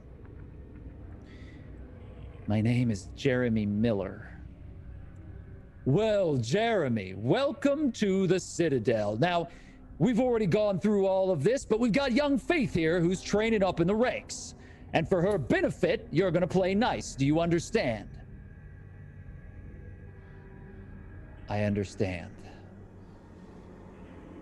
Fucking all right. That's nice and simple. You weren't answering the questions nice and easily before, but now you are. It only cost you 3 goddamn teeth. Tell Faith what you did, Jeremy Miller. I murdered 3 people on the road. You didn't just murder 3 people, Jeremy. Tell her what you did.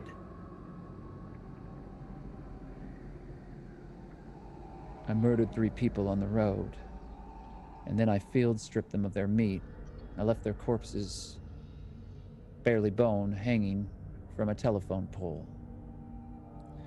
Because you're a sick motherfucker, aren't you, Jeremy? I guess I'm a sick motherfucker. 3 fucking people. 3 people that could have been here helping us out. They could have been farming for us. They could have been in another community if we didn't like the fuckers. But instead, Jeremy, you decided you were gonna go cannibal. We don't put up with that shit. Do we, Faith? No, sir. And so Faith here has decided your method of execution for you. It's bucket, motherfucker. And there's a cheer from the rest of the individuals in the warehouse as they start banging their weapons against metal. And there's like this rhythmic pounding as another soldier steps up to you and hands you a bucket that has a belt strapped to it. It's a metal bucket. Leather strap, wraps all the way around it, puts it into your hands. Faith, the bucket is going to be one of our favorite traditions together. Do me the honor, and let's strap that fucking thing right onto Jeremy Miller's bare-ass chest. But before we do, Smith, bring the rats. You watch as another soldier steps forth with a large wooden box with little breathe holes that have been drilled into it. And there's this black mass of fur that's swelling inside of it. With a big smile, Riggs motions you forward.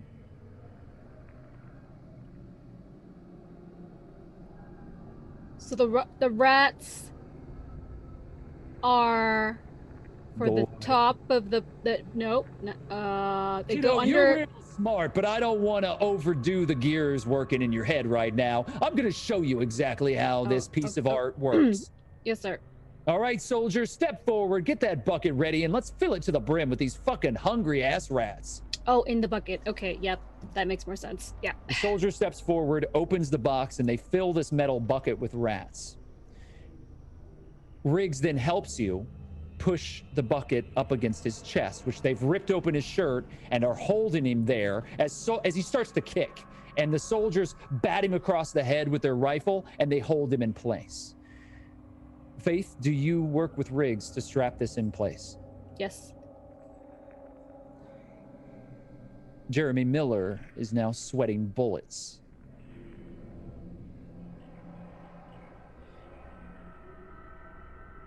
He looks uncomfortable, but he's not yet screaming. Riggs has lit a cigar, a hand-rolled, giant cigar that he's often seen smoking. You don't know where he gets them, but he always seems to have one. He chomps on it for a while and walks over to another soldier, grabbing a stick, a baseball bat that's been wrapped with oily rags. He puts the end of the cigar up against the bat, and it catches a flame. He hands you the flaming baseball bat. You're one of us, Faith.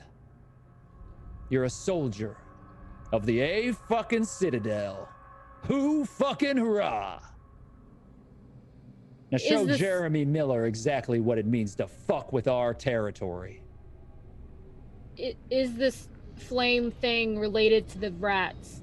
Is it on? God damn it, kid, Nope. You're embarrassing me. Put the fire under the bucket and make those rats burrow through Jeremy's dumbass. Oh, okay. Oh, heat the bucket. Yes, I knew that right away. All right, okay, cool.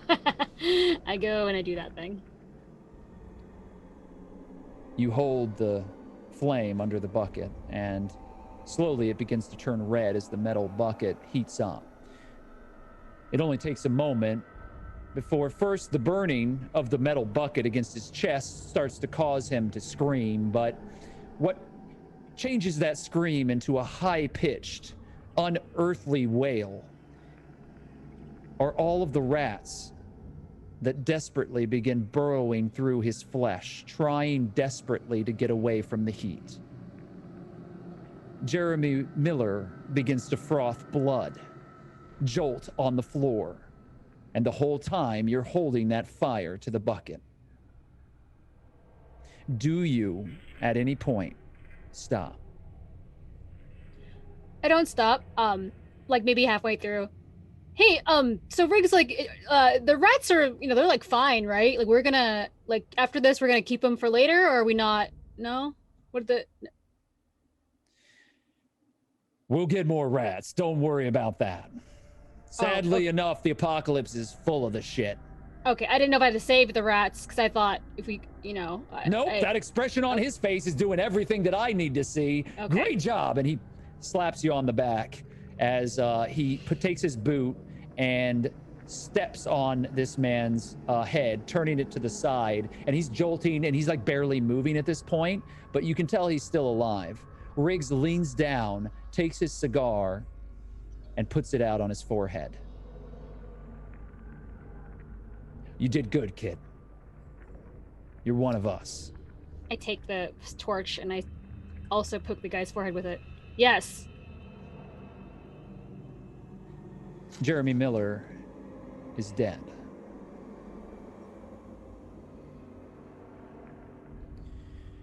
Kusanagi.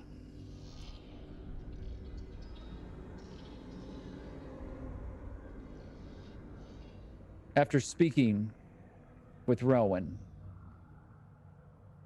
you were able to make it away from her without her being suspicious of your whereabouts. You're in the courtyard of the Citadel. You hear gunfire on the top of the brig. Most of the fires have been put out, and in the central area near where the tank is, there's a black, lacquered carriage with a horse tethered still to the front of it. A horse that has not moved, despite the fire, despite all of the chaos around it. It has stood there. Further back, you see Rowan's unit moving closer to another unit with rigs, and it looks like the two units are going to join up. You watch as Rowan starts to climb up the metal ladder to the top of the brig.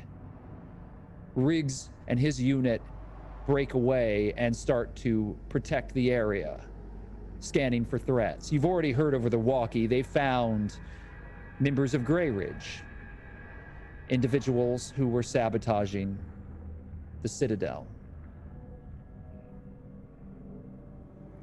It seems like they were here for revenge, as they blame the Citadel for some of what happened.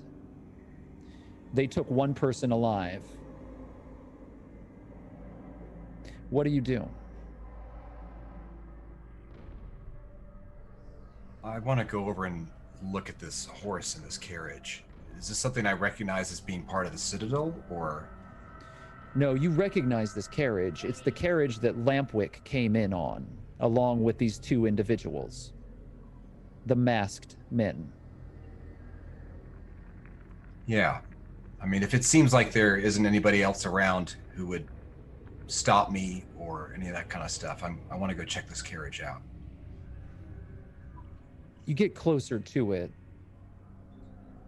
You hear the horse's breathing now. It's quiet, low. It smells musky. It still stands rigidly. Its head moves slightly as you get closer, and you can see a large black eye. It's been wrapped heavily with blankets, and it has barding that cover it from head to toe. The carriage itself has a door on the back and a door on either side. Otherwise, it seems very simple in make. Simple wood, simple construction, wooden wheels.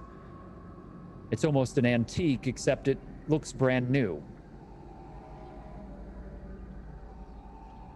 I inch closer to the side of one of the horses, instead of watching to see if it reacts at all. And then I want to try to smell it. There's only one horse. Okay. And you get closer to it, and you smell it.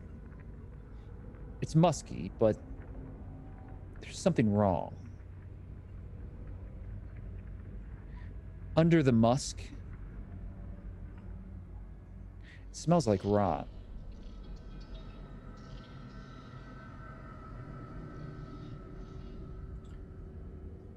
Now, the way that this horse is bandaged up and armored up, is it a lot like the two guards that were with Lampwick? Yes.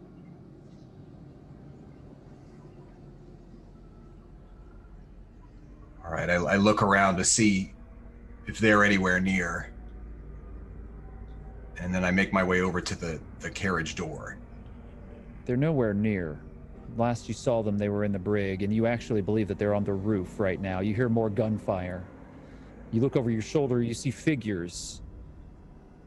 Then you make your way to the door. I reach into my pack and I pull out my precious video camera. And I start recording as I slowly open the door to the carriage. It's dark inside. The windows have been shuttered. The door is not locked. It creaks open. You smell heavy herbal smells like dried flowers and herbs from a garden. It's overpowering. It's almost repugnant how strong it is. You swing the camera inside ahead of you. I'm not going into the carriage. I've just opened the door and I'm sort of panning from either side very carefully. I have my gun drawn in my other hand. You pan across the interior, and as you open the door, it's dark. It's dark outside. You see something painted on the back of this carriage, behind a small wooden bench. I have a small light on the camera that I've rigged. I want to flick that on.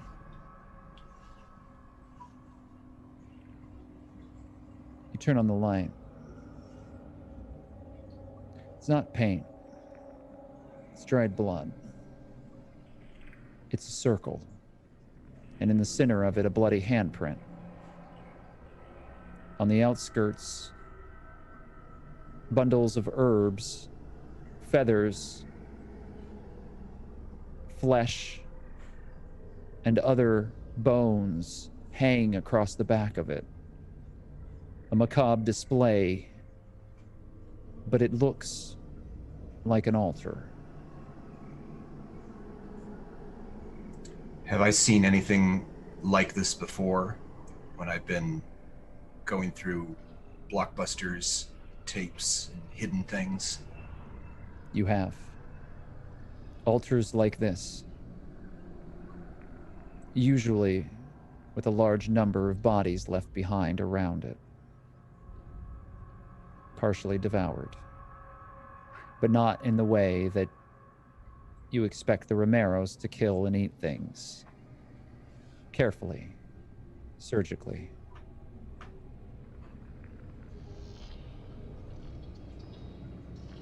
I'm gonna stop the video, and I'm gonna carefully close the door to the carriage and try to make my way back to my workshop. As you're walking across the open yard of the Citadel towards your workshop, you see two figures in the dim light on top of the brig.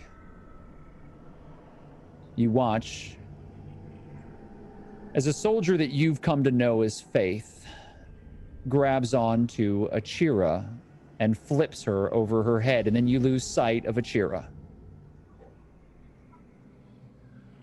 Then you hear gunshots. Do you wish to continue on?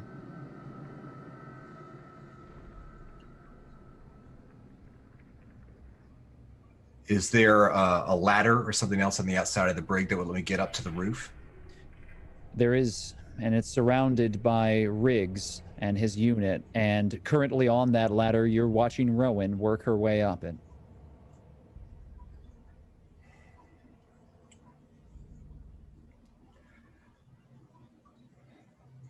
I head back to my workshop. You make your way back to your workshop.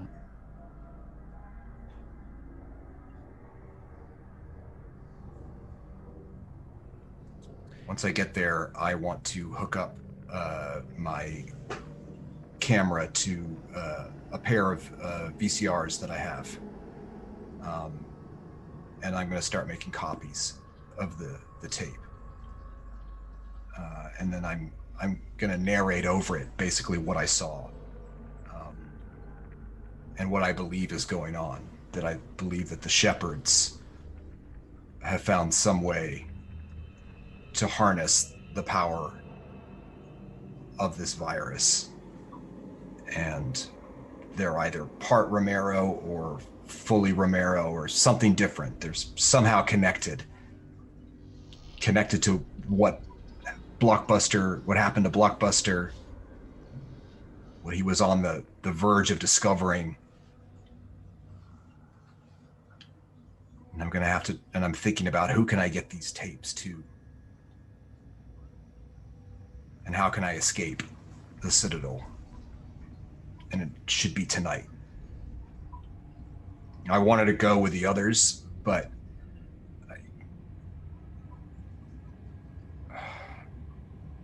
someone has to survive to tell this story.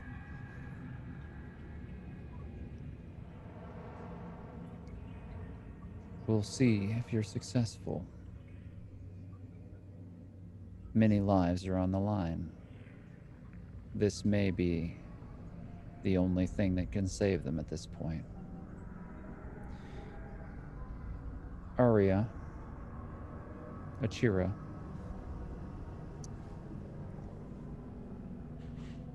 are you sharing a tent together? Yes. It's the morning.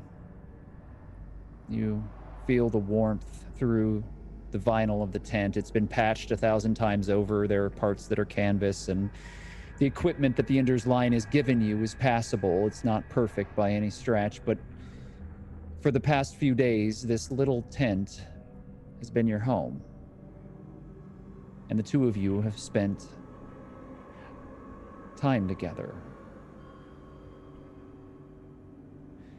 You wake up, Achira, and you place your hand underneath your pillow only to find something is there.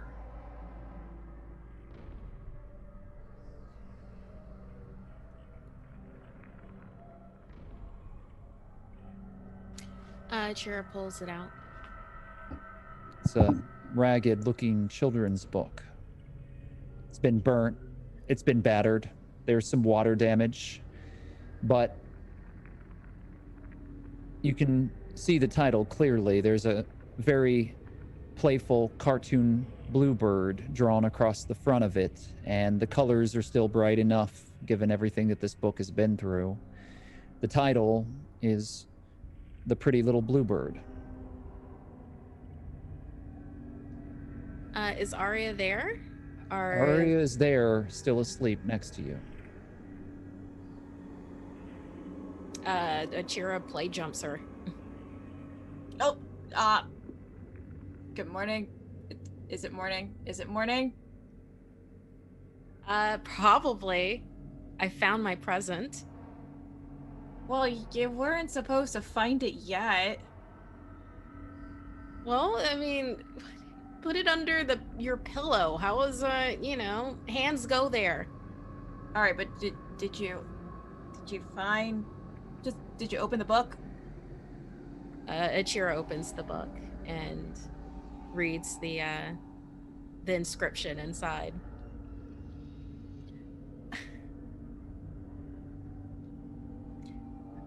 I don't get presents. This is an. I don't know what to say. I don't know what to say. It's. This is. How did you get this? This is a where. Like how? First off, 2 words. Practice with me. Thank you. Thank you. Okay. Thank you. How did I get this? You're questioning, and I'm still half asleep. Candy Max.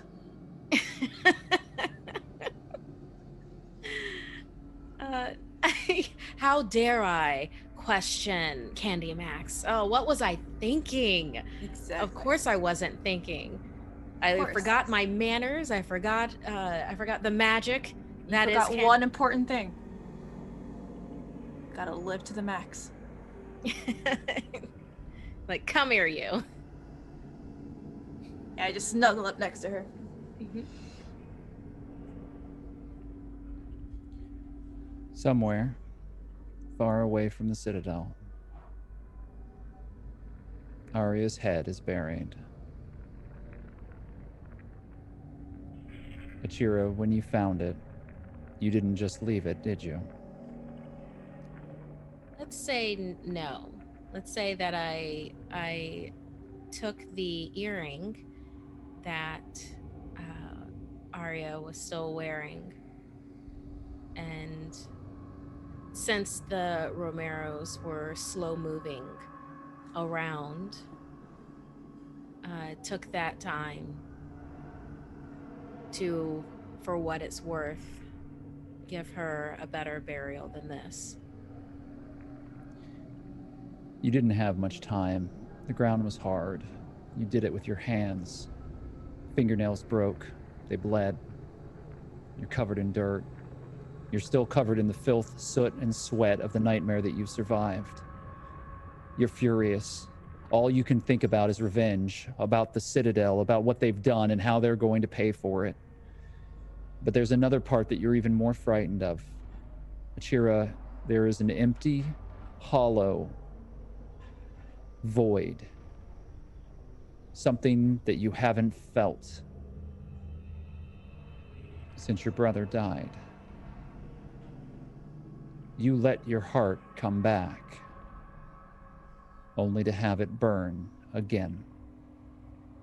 And you've dug with your hands desperately this hole, and you've placed her beautiful face down into it, and you've covered it. Your blood seeps into the ground around it as you cry.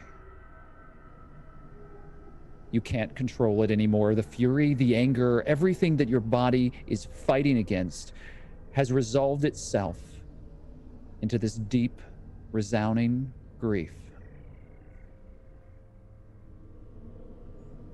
And in the morning light, despite the dead wandering around you, you don't care. They don't come towards you.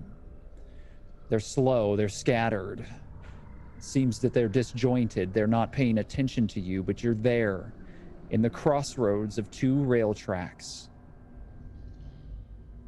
Old, rusted rails that lead off to the unknown. But at this crossroads, she remains. And Achira makes her a promise that she will find out who did this, who stole their future, and not even the god, devil, nothing could save that person from the wrath that Achira would rain upon them.